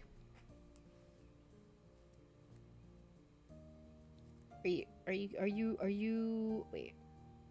Yeah. I'm dropping shit. I'm dropping shit. Give me this. Okay, there we go. There we go. I got it. I picked it up. As I give a deep yawn and stand to retrieve them, I hear her lie back down with a soft thud. Oh my goodness. I would be surprised if both bottles weren't bone dry by now, bro. They're defo bone dry. Thank you, Hisao. Hey, no problem. It's the least I could do. You look outright wasted, dog. I hope we don't have class tomorrow, because if we do, oof, it's gonna be rough. I'm not wasted. Just a little bit tired. She starts pouting, a slight slur beginning to distort her words as the alcohol takes hold of her again. I grab a couple of blankets rolled up at the end of her bed. I mean, shout out to her for having extra blankets for some reason. Quietly walking over to Hanako, I carefully lay the blankets over her peacefully sleeping figure, making sure not to wake her up. A thick smell of alcohol coming off her breath makes me doubt she'd wake up, but no matter what I did though, ayo, chill, chill, chill. I stand and take one last measure of the room. 2 girls, both very drunk, and 1 guy sleeping overnight with them in the female student's dorm. What a scandal that'd be if it broke out. As I move to sit back down at the side of the bed, I steal one last glance at Lily. Her sprawling, disheveled figure lies resting peacefully, slightly turned to the side. I crouch down to get a better look, bro. I feel like if I left at like 3 in the morning, I could get back and nobody would notice. Unless there's like people taking shifts. I don't know, cameras. I crouch down to get a better look. Her white skin. Oh. Her white skin blends in with the white pillow. Damn. How pale is she? Get her out in the sun, dog. A look of slumber-born peacefulness on her face. Word. I mean, I don't know. It doesn't look like that magic. Usually she seems so confident and forward. Always there and caring for Hanako. Now, though, she seems painfully delicate. I think back to Hanako's presence. I thought it'd be a nice occasion for her, but I'd hardly expected it to be so moving. One birthday after another, year after year. Until you die. Just she and Lily all alone. I guess it wasn't just the presents she liked. Resigning myself to an uncomfortable sleep, I sit down at the side of the bed once again and rest my tired arms beside me. I mean, you could lay on the floor. Hey, Hisao? Lily's voice is so quiet I can barely hear it. She must be on the verge of sleeping. Yeah? Thank you. Thank you? For what? For being here. I mean, you invited me. Why wouldn't I come? That's okay. As I hear a deep breath, it's obvious Lily's gone to sleep. Sorry, I just read the it's obvious Lily's gone and I was like, wait, what? Finish the sentence. There we go. After closing my eyes, it doesn't take long for slumber to take me as well. Honk schnoo.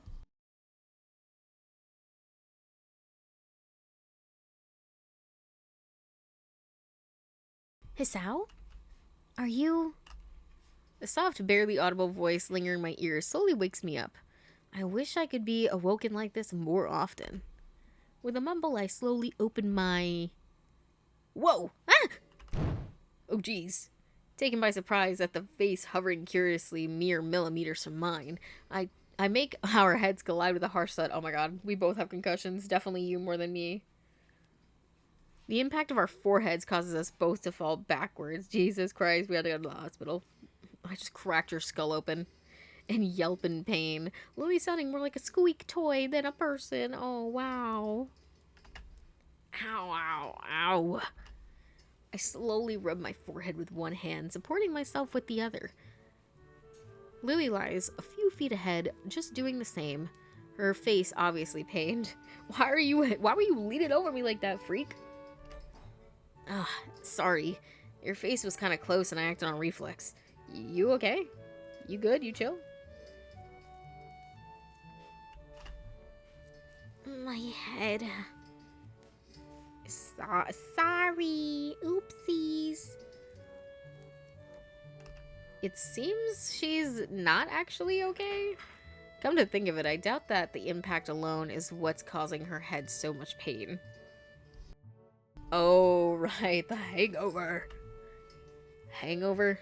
You drank a fair bit last night. She nods silently in confirmation as I lever myself up. They love using that word.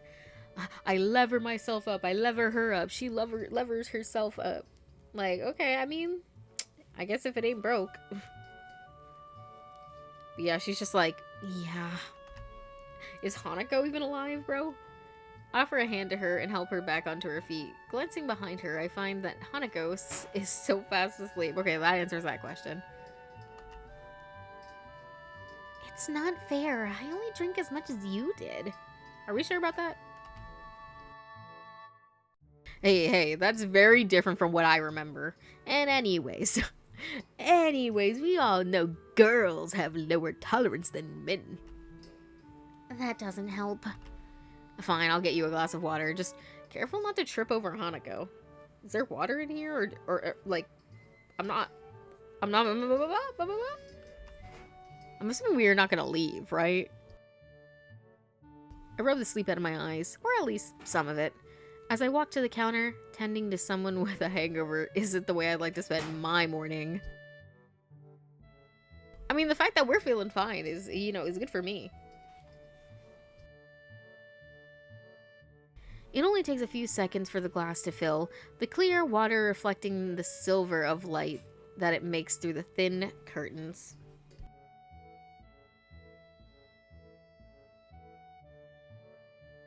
It looks like Lily's taken a seat on the side of the bed. I walk over to her. I hope I don't trip over Hanako. I walk over to her while taking care to step over the peacefully sleeping Hanako and place the glass into her outstretched hands. Okay, point 1 for us. We did not trip over the sleeping person on the floor. Thank you. Bro, speaking of water, I need some. Give me some.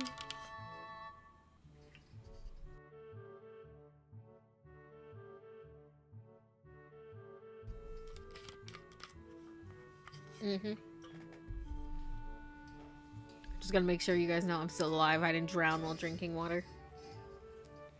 No problem. I take a seat next to her, the soft bed having a surprising amount of give. She drinks slowly and methodically. A long silence passes with only Hanako's soft breathing to be heard, like me. You think these people snore? I wouldn't be surprised.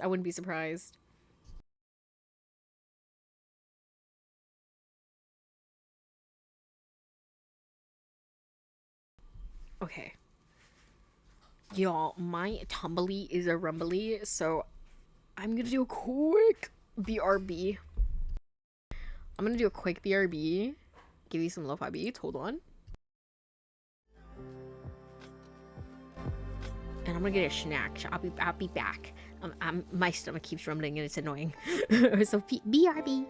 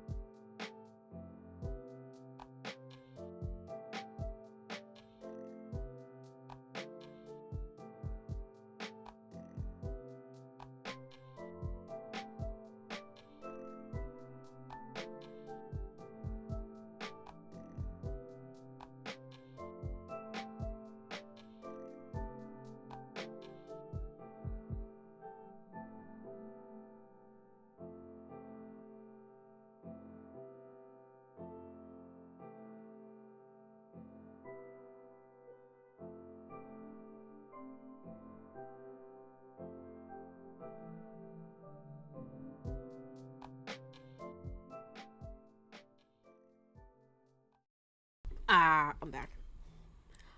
Bruh. I didn't have a ton.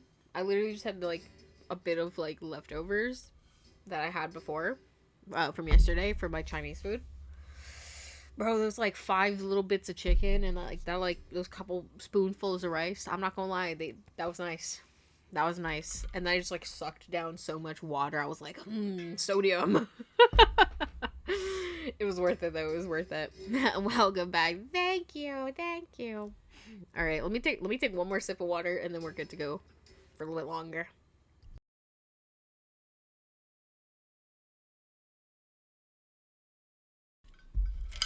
All right, we're good. I'm ready to clock in, bro. I'm gonna say we're probably not gonna go too long.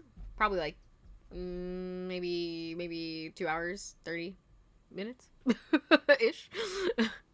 Because you know, you don't realize how much reading you actually have to do while doing a visual novel until you're doing it.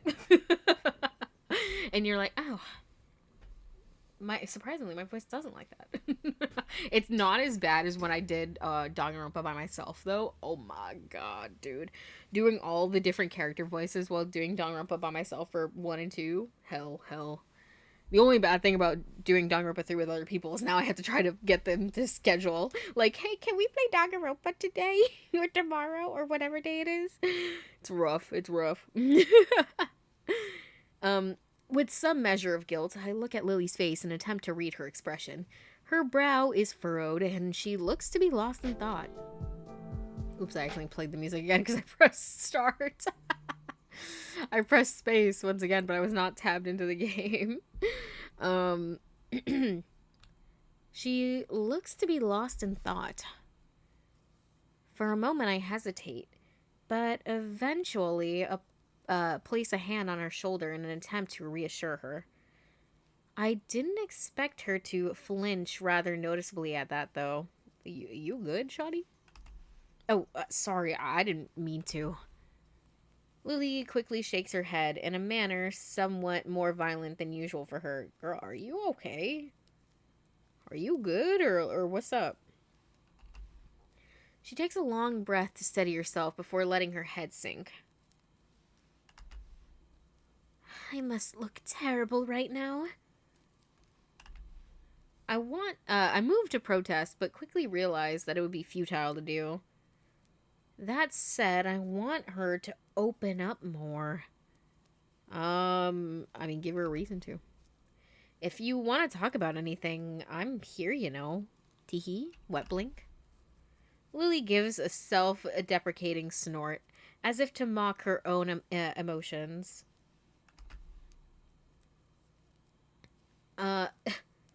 There's just a lot happening right now. Is there music? Okay, no. I didn't accidentally mute it again. I'm sorry for being so strange recently. Especially back when we were in town.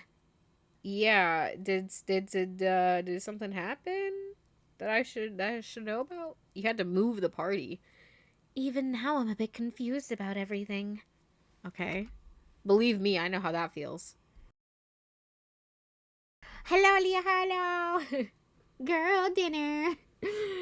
So real. Reading is very taxing. Bro, yeah. Especially because, like, I'm so annoyed. I'm still annoyed about the fact that, like, we're literally 5 months in and I haven't read a single book. And I know I keep complaining about this at least once a month. And I keep saying that I'm gonna, like, try to fix it. And I just don't.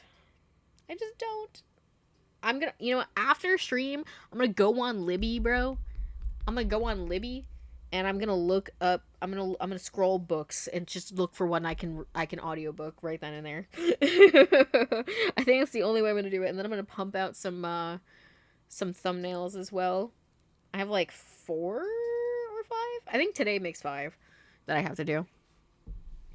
Believe me, I know how that feels. She smiles wistfully, resting a cheek on the backs of her fingers. We're like a couple of broken young fools, aren't we? Come on, don't say that.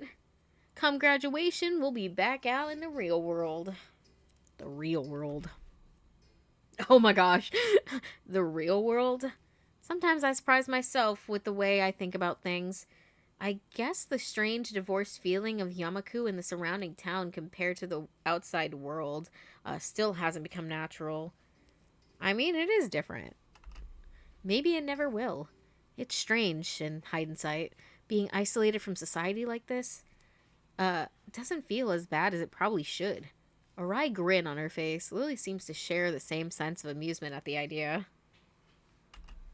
Eventually, though, her smile drops. What's wrong, Pookie Bear? I'll be going back to Scotland for a week or two soon. Is that why we had to reschedule Hanako's birthday party? I hear no music. Yeah, there's just no music playing. I hit the M key just in case I had muted it, but no, there's just no audio right now. Playing Danganronpa is already rough by itself. Oh, fam. Does reading a 15-page book count? Depending on if you count 15 pages as a book, I guess. She gives an affirmative nod. You'll be able to see your family again, at least. You're not looking forward to it? I haven't met my family in 6 years. I don't even know how to act around any of them anymore. That is rough. Wait, what? My mouth hangs open as I try to process what she just said. That's crazy. Oopsies. Wait, can I scroll back? Okay, you can. If she's 18, that means she'd only been 12 when they left. I may have seen very little of my parents, what with them both working long hours, but that's crazy.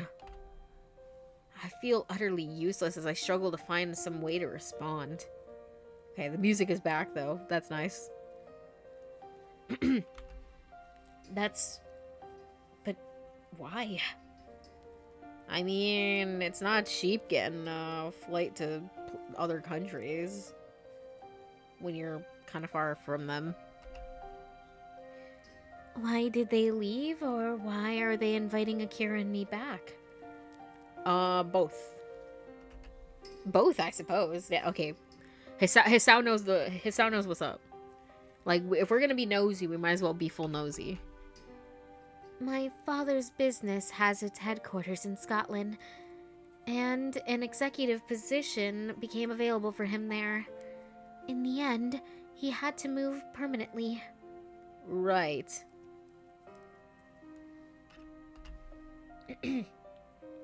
My mother followed him, but Akira and I stayed in Japan for the sake of both Akira's job within the Japanese branch of my father's company and my education.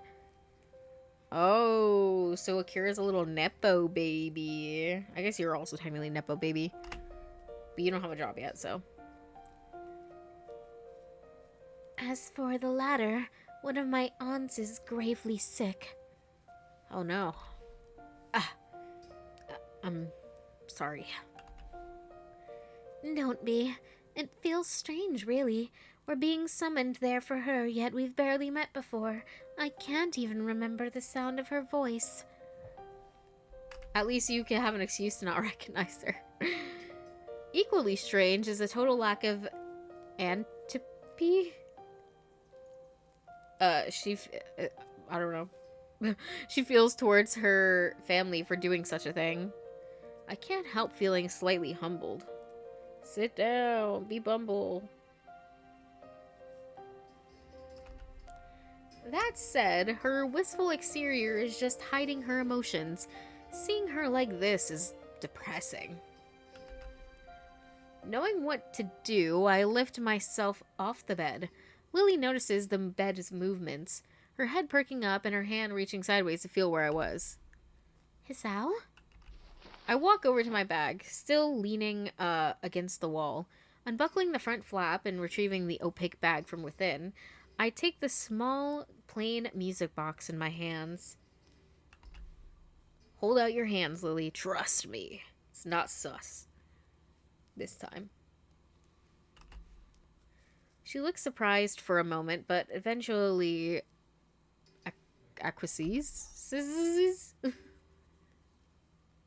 I'm amused by her look of curiosity when I placed the music box in her open palms. Her typically delicate way of handling it made it seem as if it were fragile enough to break if breathed on. Well, I mean, she doesn't even know what you handed her, dog. She wordlessly brings it in front of her face, her slender fingers feeling out its contours and patterning. Eventually, her fingers find the recessed line between the lid and the body of the box, and her thumb effortlessly pops open the lid. You're just like, pop goes the weasel, baby. I take a seat on the bed next to her, watching her face silently and intently. Let's listen to this.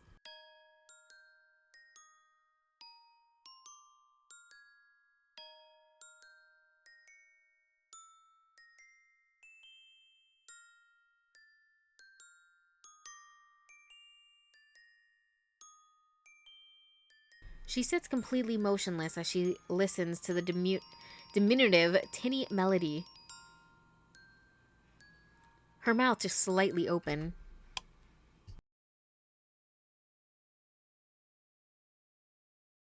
It takes a long while before she closes the lid with a small snap, bringing the curtain down on the miniature performance playing in her hands.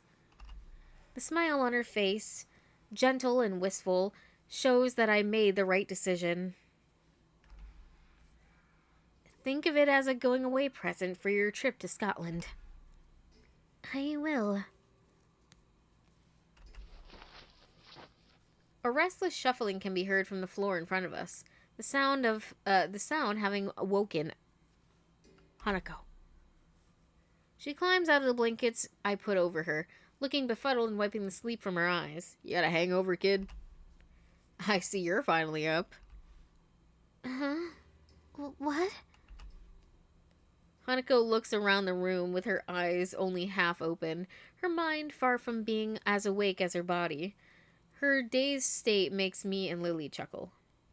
Tee. As Lily gets off the bed and tends to Hanako, I take one last look around the room. I guess I'd better get going then. There will be questions if I'm seen leaving the girls' dormitories in the morning. Goodbye, Hisao. Oh, goodbye. I stand and walk to the door, picking up my somewhat lighter bag along the way. After I leave the room and enter the hallway, though, I hear Lily's footsteps behind me. What's wrong? Without a word, she strides up to me. I freeze as I feel her hand slide onto my cheek, seemingly every nerve taking in the feeling of her fingers and palm upon it. Immediately after, her face slowly moves next to mine, a light momentary touch of her lips brushing against my other cheek. Oh my god. For a moment, everything seems to stand still. I absentmindedly bring my fingers to my cheek as if trying to recapture the fleeting feeling. Oh my gosh, for real. Lily. That's my thank you, Hisao. Thank you. For your present. Have a nice day in school. Goodbye, Lily. And with that, she disappears behind her door and gently closes it. The muffled voices of her and Hanako audible through it as much as they were yesterday night. I think it'd be hard-pressed to not have a nice day after that. I think I'd be hard-pressed. Oof, so they are going to school with a hangover? I know. I'm like, ugh, you goofies. I walk away with a certain spring to my step. I think there are some people around that glanced at me emerging from the girls' dormitory building, but I find it difficult to care.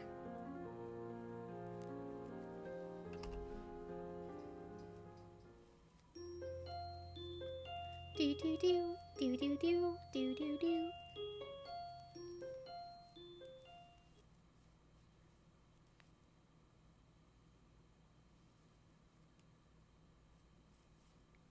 Hee-chan! Go away. Hee-chan! Leave me alone. Come on, Hee-chan. Let me sleep. After 2 nights of not being able to sleep at all, the last thing I want is to be woken when I finally manage to. It may be the last period of class with a textbook as my pillow, but I'll take whatever sleep I can get by this point. See, Hee-chan, even Shi-chan wants you to get up. I don't care what Shizune wants. Leave me alone. Jeez, Hee-chan, I'll just have to wake Wait, Misha's going to... you. This is bad. I'm up. You don't have to. I can feel my face flowering into a scarlet red blush. The students still in class are sitting bolt upright and staring at the shouting fool who was just asleep moments before. Damn it. I let my head smack down on the table with a noticeable thud. Misha's trademark uncontrolled laughter reverberates through the classroom. As I turn my mournful eyes to the bespectacled Shizune beside her, she carefully adjusts her glasses, desperately trying to maintain a serious look of disapproval. Narrowing my eyes, I can see the badly hidden grin spread across her face. Et tu, Shizune? Shizune looks quickly away as she crosses her arms tightly, barely on the edge of her control. Misha's laughter doubles in volume as she glances at Shizune. All I can do is drag my hand down my face in resignation. You two... Who was the one who slept in class, Hee-chan? Yeah, it was me. Poor Shi-chan was having a fit trying to wake you up, weren't you? I move my eyes back to the standoffish Shizune, who with a single huff... Oh my gosh. Meow. Meow. Who with a single huff of confirmation returns to looking away with her arms crossed. Listen, buddy. Why was Shizune trying to wake me up? Shi-chan wanted to give you the handouts the substitute teacher gave out while Hee-chan was sleeping. Bro, did our actual teacher drink too much yesterday as well? Handouts. I suddenly find 2 sheets of paper thrust down in front of my face. Following the hand holding them, I see the still pouting figure looking down at me with a distinct scowl. I guess I really am in the wrong here, bro. Let me flop. Is that too much to ask for? Sorry about that. No dice. Her irritated face still holds. I clasp my hands together and flick my head downwards in apology. Very, very sorry. She huffs and simply drops the papers on the desk. Damn. I look over my hands to see Shizune and Misha signing frantically to each other, a look of frustration on Shizune's face. It looks to be less of a dialogue and more of a triad. Sorry, a tirade. Punctuated with sidelong glances at me. To say it's unsettling that is an understatement. I hope they can't smell the alcohol on me. The 2 suddenly stop signing and look at me in unison, both having exactly the same look of disapproval. In one fluid motion, Misha's hands suddenly extend high above me and comes rocketing down. Excuse me? Before I can even hope to react, my head is sent bouncing up and down like a jack-in-the-box. I quickly bring my hands to my head, more out of reflex than actual pain. Ow, what was that for?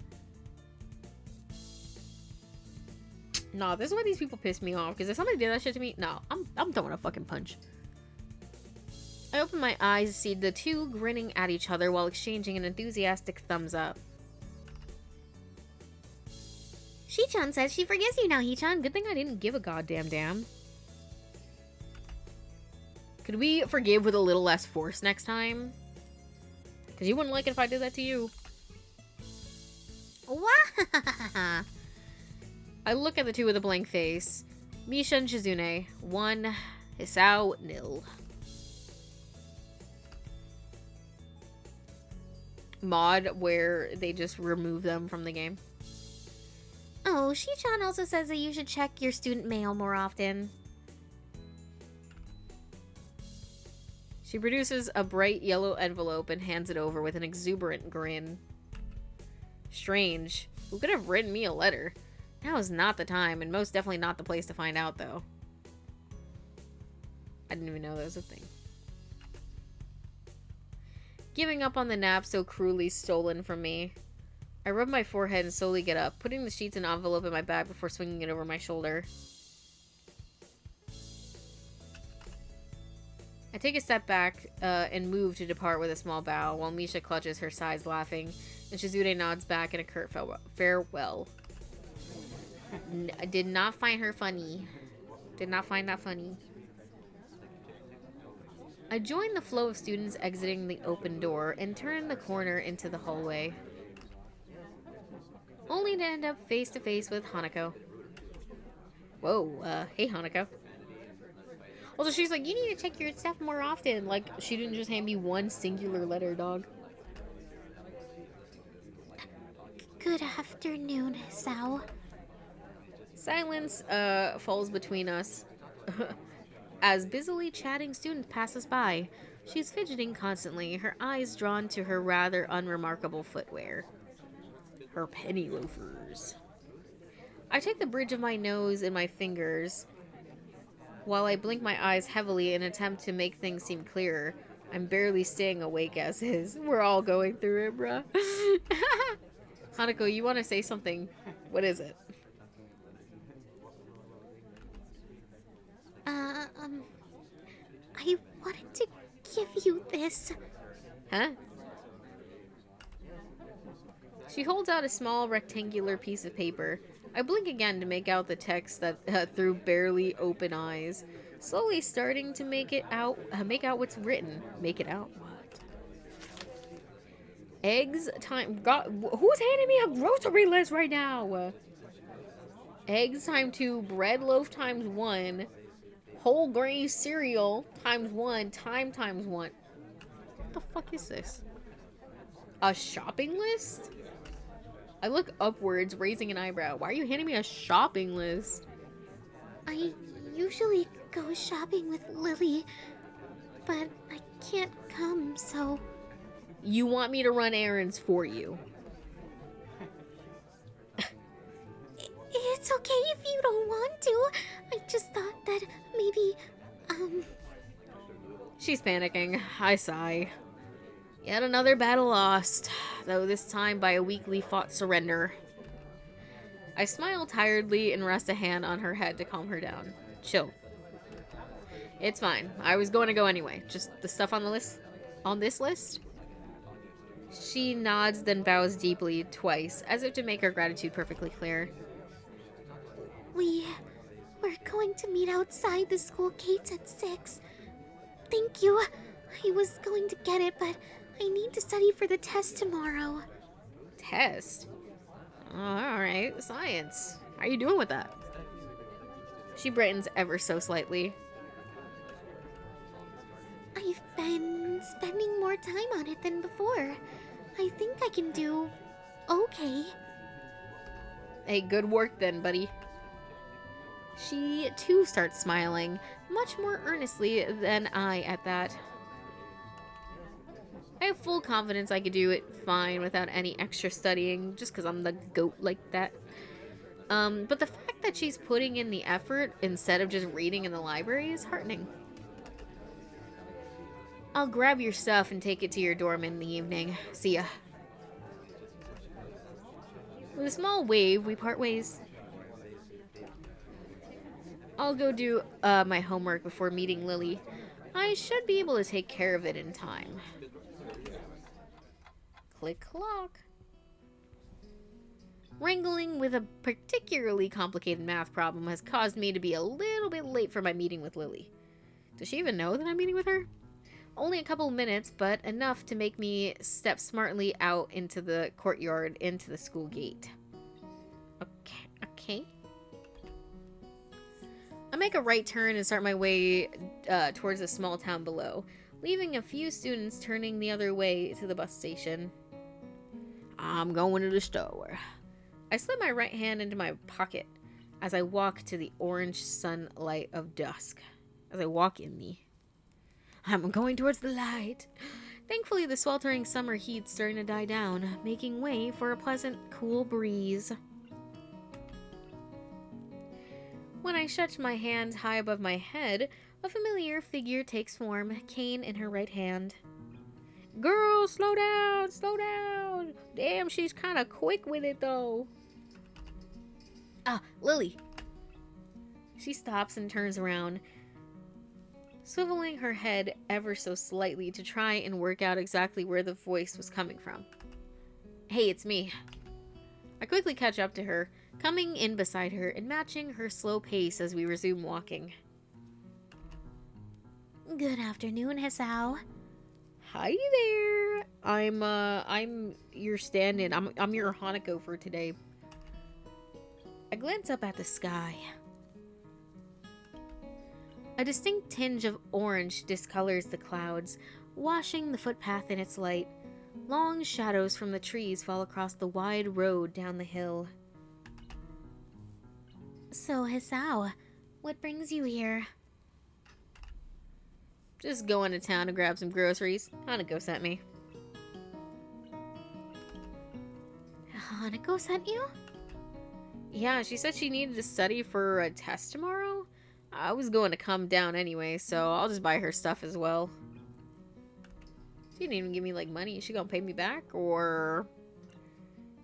Unspoken is that Lily really could use some help to get food, but it's an obvious fact that neither of us needs to state. It's good to hear she's studying for it. Yeah, that's what I was gonna say, for sure, 100%. I thought the same thing when she asked me to come with you, right? We continue walking down the street, the familiar sound of her cane echoing throughout the air as we go. Except for the occasional passing car and the leaves whispering in the branches, there's a blissful silence. Thank God I can finally relax for the first time today. I glance over at Lily. That porcelain face of hers never seems to lack the air of relaxed confidence. I guess the same could be said of her personality, too. Greetings and salutations, Katawa Shoujo. Big hello, Symphonic says, how are you? Yes, we're playing Katawa Shoujo. We're going down the Lily route. It's I've played this game before, like when I was way young, probably too young to be playing this game. But so I remember almost nothing about it besides like the characters. So it's basically like I'm playing it for the first time again. As she silently walks, her face remaining pointed to the street ahead of her. I look ahead and savor the cool air blowing over my face. This is probably the calmest moment I've had since the about face my life took so recently. Face my life took so recently. That's weird. To have it while walking to the grocery store. What a weird life. Lily route is the best one. Hanako development in this route is absolute cinema. Listen, I'm like, so far, I'm liking these two the best. If I had to choose a second option, like a second pairing, I would have done, Rin and Emmy, I think. I'm not gonna lie, I don't even want to look, I don't even want to look at Shizune. Shizune and Misha, bro. That's just the let girls bully you route. I feel the crumpled up note rubbing against my hand in my pocket, so I pull it out to check its contents. Let's see here. Eggs, bread, cereal time, lettuce, shaved ham. That sounds like quite a bit to carry back along with your own. I mean, you know, I'm a big strong man. Yeah, just like, how much does this girl eat anyways, bro? That's like a normal amount of groceries. What? My mind suddenly clicks that yes, there is actually a person beside me. Wait, I mean... She laughs wholeheartedly. The about face, like the turnaround. Oh, I've never heard that phrase before. Shizune is the worst easily. Big agree. Big fat agree. Hanako and Lily the best. Rin's interesting one. And Emmy's super fun. Yeah. Yeah, I would agree with all of those. Well, like, you know, from what I remember it now. Listen, I was every time Shizune comes on screen, I'm beefing with her. I'm beefing with her. It's so bad. She laughs wholeheartedly. My, Hisao. She giggles. Her giggles punctuate her words, though she's making little effort to suppress them. Quite direct today, aren't we? Yeah, you got me there. Still, it is quite a bit. Usually I go shopping with Hanako, so I know what she buys. It's the same thing every week. Huh. She a good cook? She gives a nervous giggle. She's like, no, girl. It's usually me who ends up cooking. I used to do it for Akira, so it's no problem doing it for Hanako as well. You can cook? But he's like, but you're blind. I mean, like, if you know the recipe well enough, I'm pretty sure it's not the hardest thing to do as a blind person. Like, all you have to do is, like, just put the stuff and be like, is this right? I know that it usually takes, like, this amount of time. You know, that sort of thing. A short hum with an amused lilt emanates from beside me. I wonder if the fact that she seems amused by my comments so often is actually genuine, or rather just from a want to make me more comfortable in addressing her blindness. Honestly, could be a mixture of both, really. About face is a military term. Damn, I guess he Hisao was right when he says all men do is think about the military. But I thought it was more common with other people too. Yeah, I mean, maybe it is for other people. I just personally have never heard it.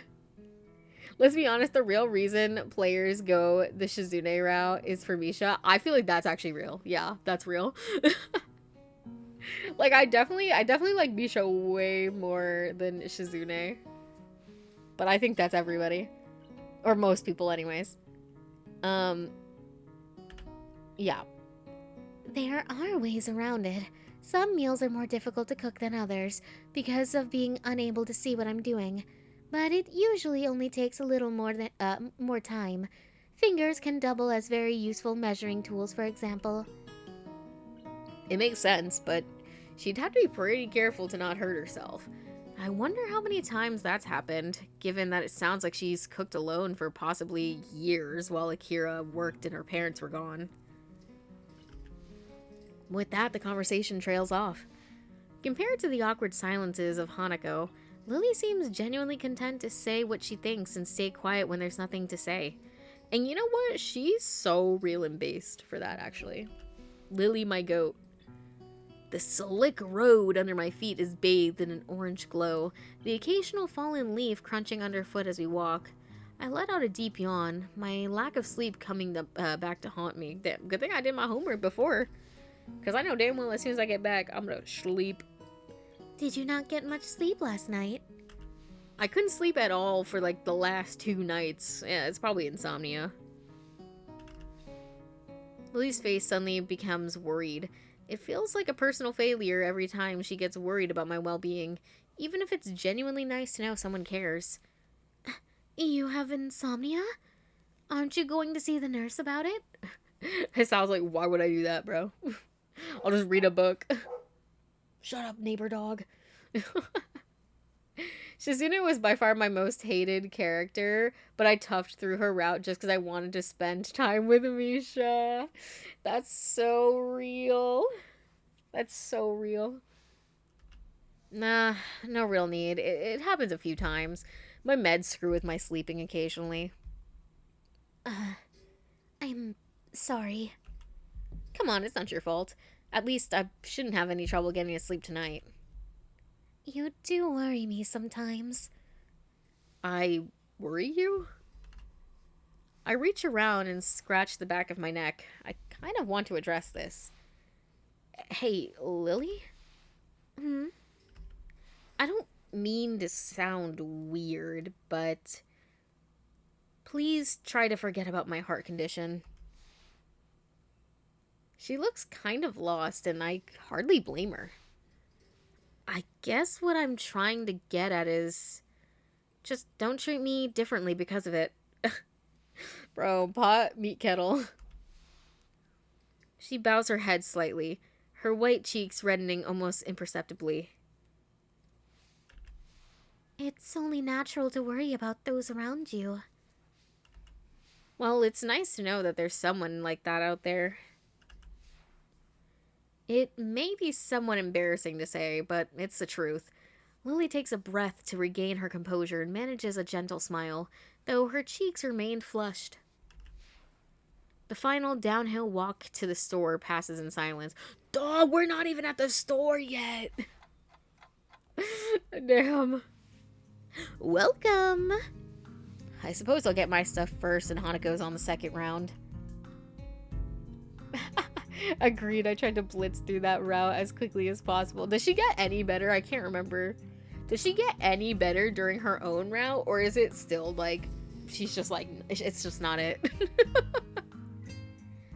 Because like, I feel like I might have done it or like might have thought about doing it, but I don't remember it. The only one I feel like I remember doing is Emmy's for some reason. And maybe Rin as well. Shizune? No, she gets worse. Dog! She gets worse. Oh my gosh. Lily's route is the best written, most romantic, and has Hanako grow in leaps and bounds. I wonder if that's just because like Lily was like their favorite character or something like the devs. Because I could see that. I could see they're like, alright, time to write my favorite waifu. And then they finish hers and they're like, oh crap, we have to write everybody else's. I grab the 2 well-worn red baskets from the stack beside the entrance and pass one to Lily. Just as she did before, she lays it on the ground and slides her retracted cane between the basket's handles before picking it back up with her right hand. When she takes hold of my arm in her own, I'm surprised at just how fast this kind of casual contact became so natural.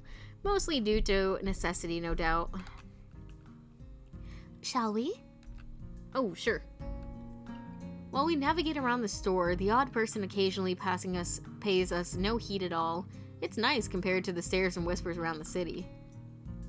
As we reach each aisle, I quickly check with Lily what she needs and grabs it along the way with what I want, putting our items into their respective baskets. It's an odd feeling to be dependent on so much for something so basic as shopping. Hanako would be practically a necessity for her to pick out what she wants after all. Right, I'm pretty much done with both my stuff and Hanako's. You needing anything else, Lily? No, this should be everything. Quite possibly. Lily is the most well-rounded, but Rin is still my fave. Listen, Rin is she's just silly. She's just silly, and I like that. Rin is my third favorite. Goes Lily, Hanako, Rin, Emmy, Shizune. Misha still is best girl, really though. See, that's pretty much my list though. Yeah, I'm like, so far I'm liking Lily the most, Hanako, Rin, Emmy, Shizune. If I had to put Misha in there, she'd be before Shizune, obviously. Listen, she only gets so many points docked off because she's like besties with Shizune. Like, I'm sorry, but you got bad taste in best friends. Off we go then. Oddly, there's a queue a mile long, considering the store is only large enough to warrant one counter. Seems like it'll take a while. Damn. Bro, there ain't nothing worse than when you get to the registers and like if there's more than one register, they're all filled. Self-checkout, cashiers, and you're just like, I want to die, bro. And you look at the person in front of you and they've got like 2 carriages worth of stuff. Oh no. crash out incoming for real. Lily gives an inquisitive look, unable to see the reason for my complaint. The queues are really long. Looks like we'll have to wait. How strange. Sharing the same mood of resignation, we reluctantly take our place at the end of the line. One person finishes, the line moves up, another person finishes, the line moves up.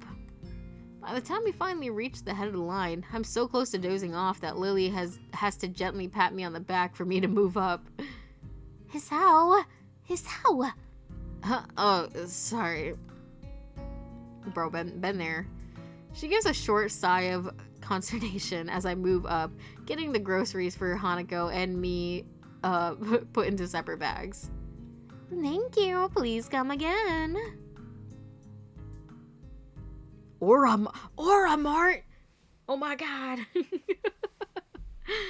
By the time we emerge from the store, Lily's holding a single bag while I struggle to carry 4, both hands well and truly full. It's a lot of work, but thankfully the items in them are light. Even without looking skyward, it's obvious that a surprising amount of time's passed, the road outside being dark and lit by street lamps.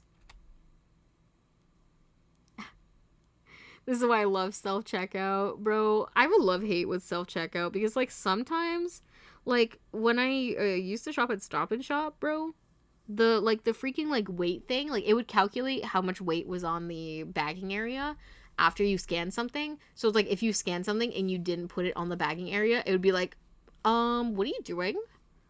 And it would be so annoying. It's like, it would be so easy for them to be like, okay, you're locked out, bro. We need to call an employee. And it's like, bro, I just want to put the Pop-Tarts in the bag. I promise I'm paying for them. Damn. I joke speech is probably above Emmy, but behind Rin, that's fair. Imagine this got adapted into an anime. It would never, though. Listen, they'd have to clean up a lot of stuff, but it would be interesting. They farm in that aura. Yeah. Once Lily retrieves her cane, we set out back to the dormitories the way we came, leaving the warm, welcoming glow of the store. Goodbye, Aura Mart. May your aura follow us. Till next time. Despite the road being empty of cars, the full bags abundantly make up for the lack of noise, constantly clunking and squeaking together. My, Hisao. It's good to find that you're eating well. I'm a growing guy after all. I need to eat all I can. Must be nice being a man. What? Seemingly not noticing or ignoring my surprise at the completely out of left field comment, she continues on without missing a beat. Weight doesn't really bother you when eating, most of the time. I get what you mean. Women tend to worry about stuff like that more than we do, I guess. Exactly. It makes me somewhat envious, to be honest. Well, it's not like we can outright ignore it. With an affirmative nod, we continue our walk. Huh. That's right. What is it? Hanako mentioned your birthday was earlier this year. Do anything special for it? She gives a long pause, lost in thought for a few seconds as she recalls the event. Not really. It was just Hanako and me having a little party during the night after school. Your birthday's supposed to be a big event, you know. Sounds like a pretty lonely way to spend a birthday, just her and Hanako staying overnight. Let me say this is the all ages version. Yeah. This is the one on Steam. This is not the wild one. I hate operating the machines. I do like the convenience though, especially for ones with extreme anxiety. Oh yeah, trust. I don't know. I do have like a bit of that like social anxiety where I'm like, I don't want to go to the register, so I'm just gonna go. Especially when like I'm ordering like food or something from like a fast food place. I love just going to like the kiosks. But I hate when they mess up because then I'm like, oh, now they have to come over and help my dumma. I hate going to the cash out, the checkout and the cashier, always striking up conversation. Then I don't want to come across as rude. No, that's actually real as hell. Yeah, I did not. They don't even have Katawa Shoujo like as a category on here. I just have to use this. It's not banned. It's not a banned game, but they don't have it as a category, so I have to be in games and demos. Sounds like a pretty lonely way to spend a birthday. Just her and Hanako staying overnight. Birthdays always felt like a family occasion for me. They were a time when, in spite of their full-time jobs, both my parents would make an effort to be there for the day or at least for a party beforehand.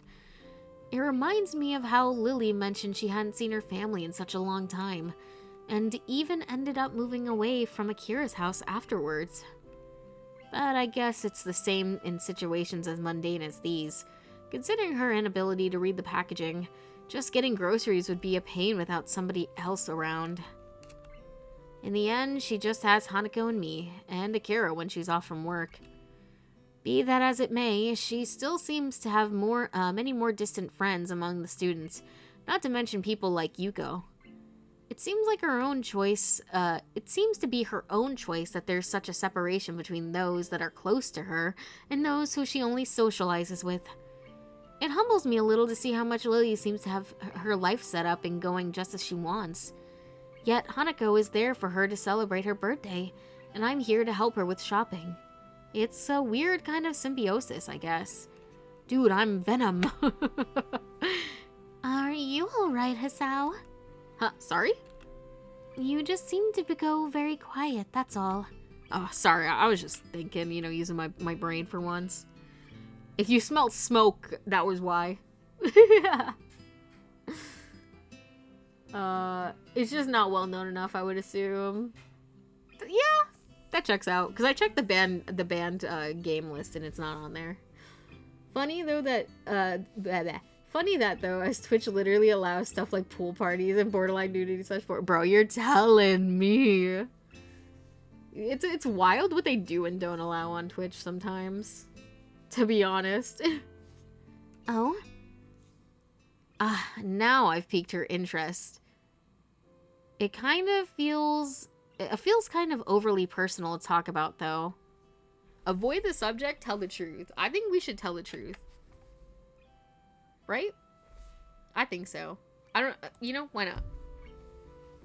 It was just I was thinking about how you seem to have everything so sorted out, even with Hanako relying on you. I can admit that even I kind of relied on you when I first transferred in. I think it's a good quality to have. Tell the truth, want to be in her good books. Yeah. I was like, unless I'm saying something crazy, I don't see why saying the truth wouldn't be a good thing.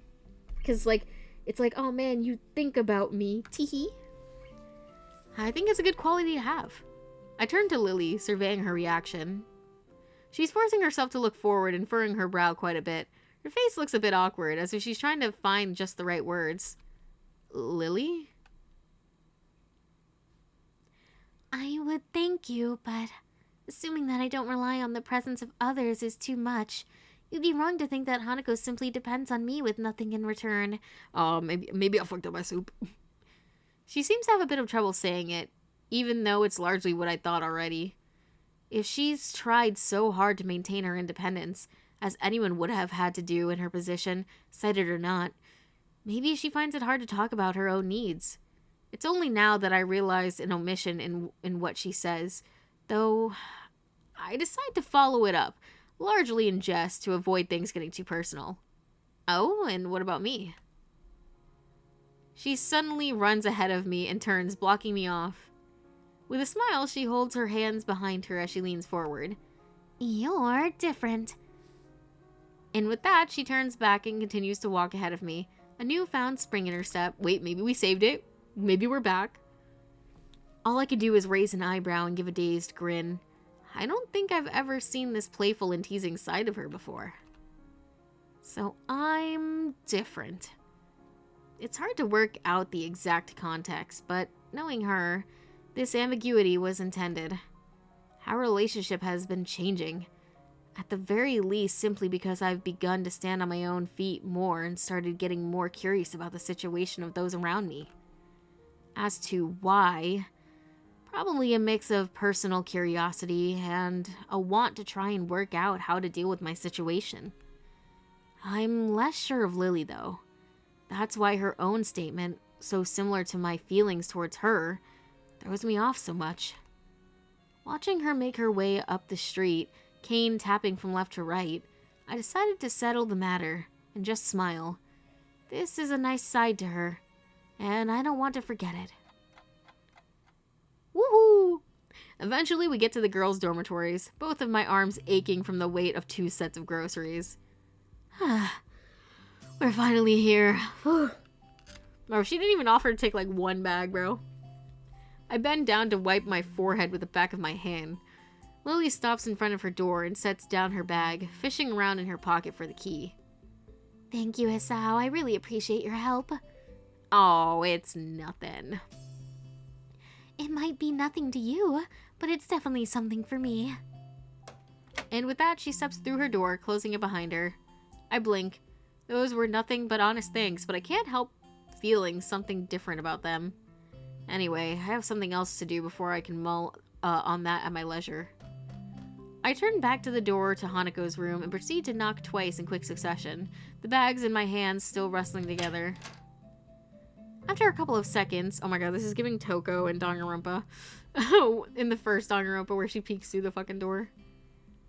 After a couple of seconds, the door slowly opens.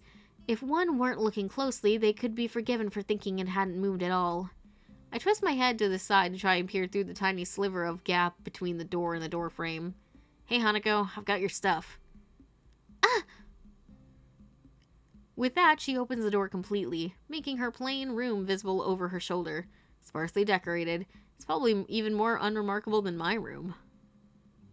I hold out my right arm, both bags almost pulling it straight back down with their weight.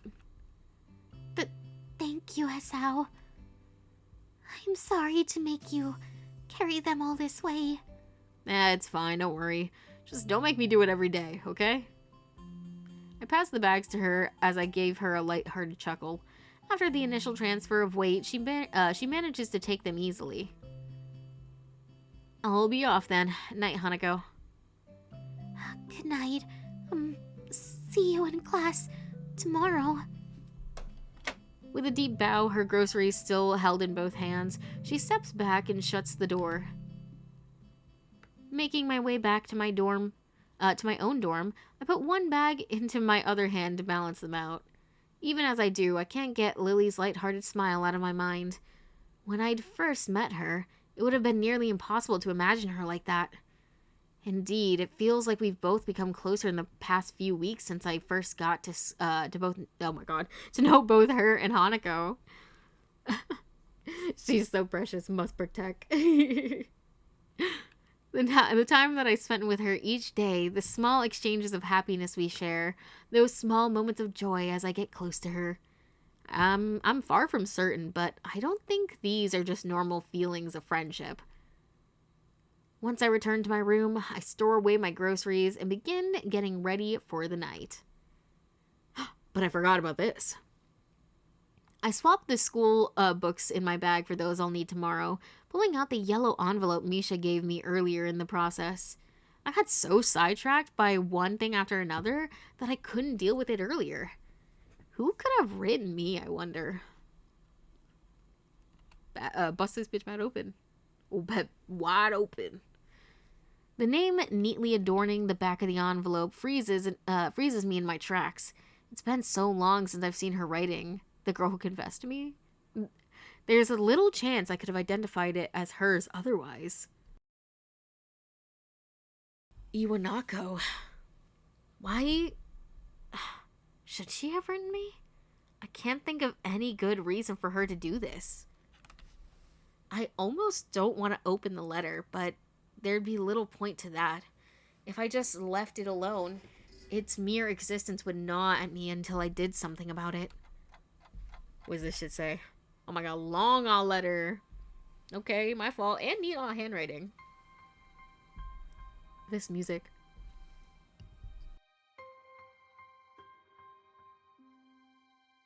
I look down at the piece of paper on my desk. Its bright and summery decoration beaming happily at me. The lettering is in pink, jarring badly with the yellow sunflower border on the card. The handwriting is neat, the characters have been written thoughtfully and with an unusual amount of care. I'd barely given the letter second thought when it was given to me. But now, I can't get its contents out of my mind. While I'd like to say that I don't know... Oh, sorry, I thought he was reading the letter. My fault. Well, I'd like to say that I don't know why she used such an old-fashioned method of communication, considering a phone call or an email would be both much faster and easier. The answer feels obvious enough given the content. A letter leaves a comfortable distance between the sender and the recipient. Unlike a phone, it isn't required that you engage in conversation, and unlike email, there is less expectation of an immediate reply. Statements such as the third year seem to be very anxious about the final exams, and it's so weird to think that we're already seniors, isn't it? Are just small talk. Small talk that could have been achieved by simply replying to any of the messages I'd sent her while in hospital. The ending, though, is the true reason she sent this. The last couple of lines added almost as an afterthought.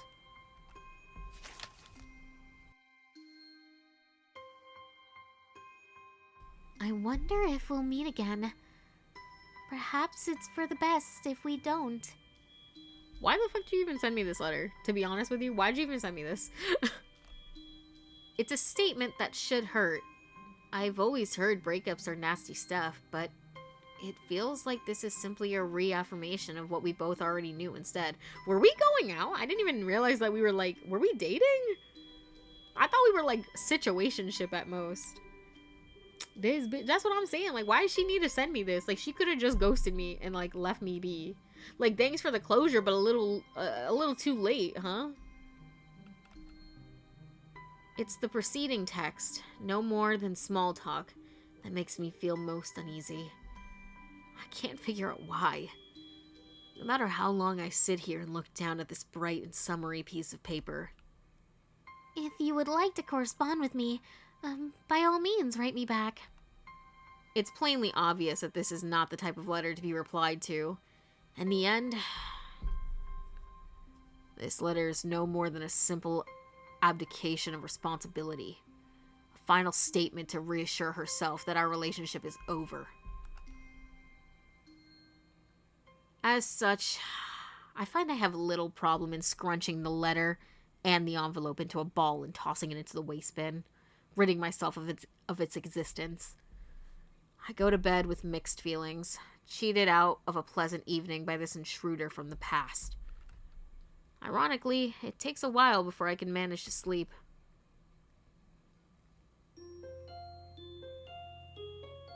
You weren't actually dating, she confessed to you, and you had your heart attack before you could respond. Why'd she even have to send me that letter, bro? She didn't need to do all that. I hate when people end things over text or letters. If you want proper closure, at least do it in person. I agree. You owe that person that much. And I'm like, if you can't do it in person, just don't do it at all, to be honest. To be honest. I sweat profusely, awaiting the dreaded moment. Each tick of the clock tenses my muscles that much more, every minute making more more hair stand on end. It's coming for me. I can feel it. Death. Death in the form of a single sheet of paper. I take the small pile of papers from the student in front of me and pass it backwards after plucking off the top piece. Looking to the top right of the page, I find my fears realized within that small red circle. F43!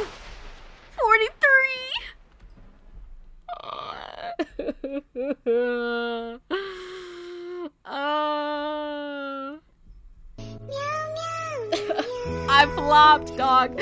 Remember when he said he didn't need to study? What a liar. Anyways. I guess she felt responsible for your attack and didn't want the responsibility of knowing she may have ruined your life. I guess so. I hang my head and sigh in resignation, cursing under my breath. I can feel the aura of a similar sentiment rising from the entire class. It's strange, but that fact lifts my mood by a minuscule amount. You know, I feel that. It's like, oh, we all failed? Okay, suddenly I don't feel so bad. Dude, how did Hanako do, though? Misery loves company, baby. Play it, Paramore. I suppose. As the teacher opens her mouth, the room braces for the inevitable onslaught, only to be saved at the last minute. We quickly move to collect our bags and leave for lunch post-haste, but the teacher delivers a parting broadside. We'll be discussing the test scores next lesson. Needless to say, there will be quite some discussion to be had. Listen, I'm just saying, if majority of the class fails, maybe you didn't teach it right. That's all I'm gonna say. Like, if over half the class is failing, something didn't connect. You know? A collective groan resounds from the class, now reduced to shuffling out dejectedly. I pushed the sheet into my bag as I walked down along the hallway, crumpling it in the process. It's enough that such a troublesome letter ended up on my desk yesterday, and now this. I hate English. Hey, Sao!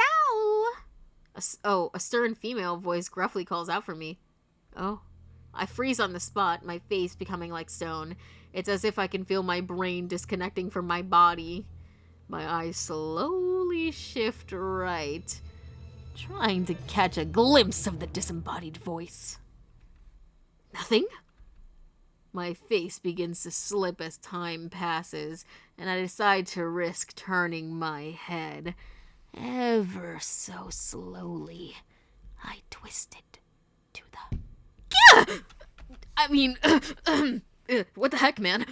I jump into the air and drop my bag, yelling out in surprise.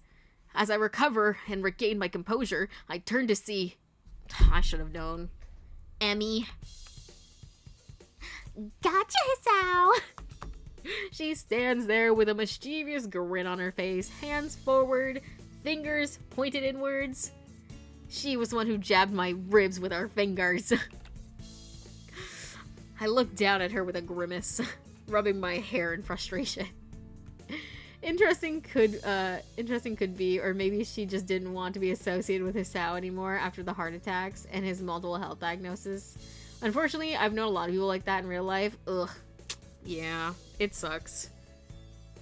She is totally a gremlin. That's why the fact that her and Rin are friends makes sense. They're both like gremlins of different natures. That's no way to greet someone, you know. You have no sense of humor.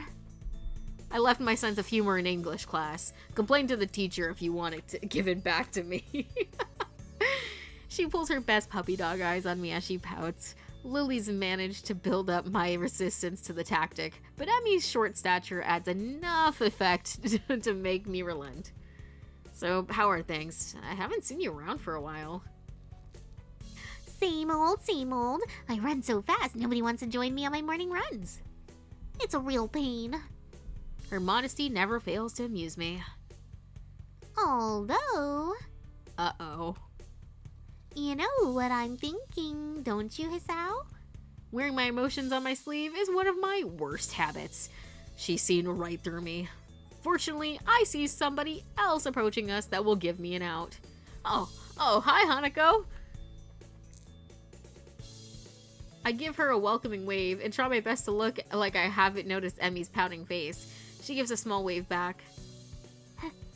Hello, Hisao, Emmy. Hey, Hanako. I'll join you and Lily in a sec. Actually, speaking of lunchtime company, it's odd to see you without Rin, Emmy. Rin!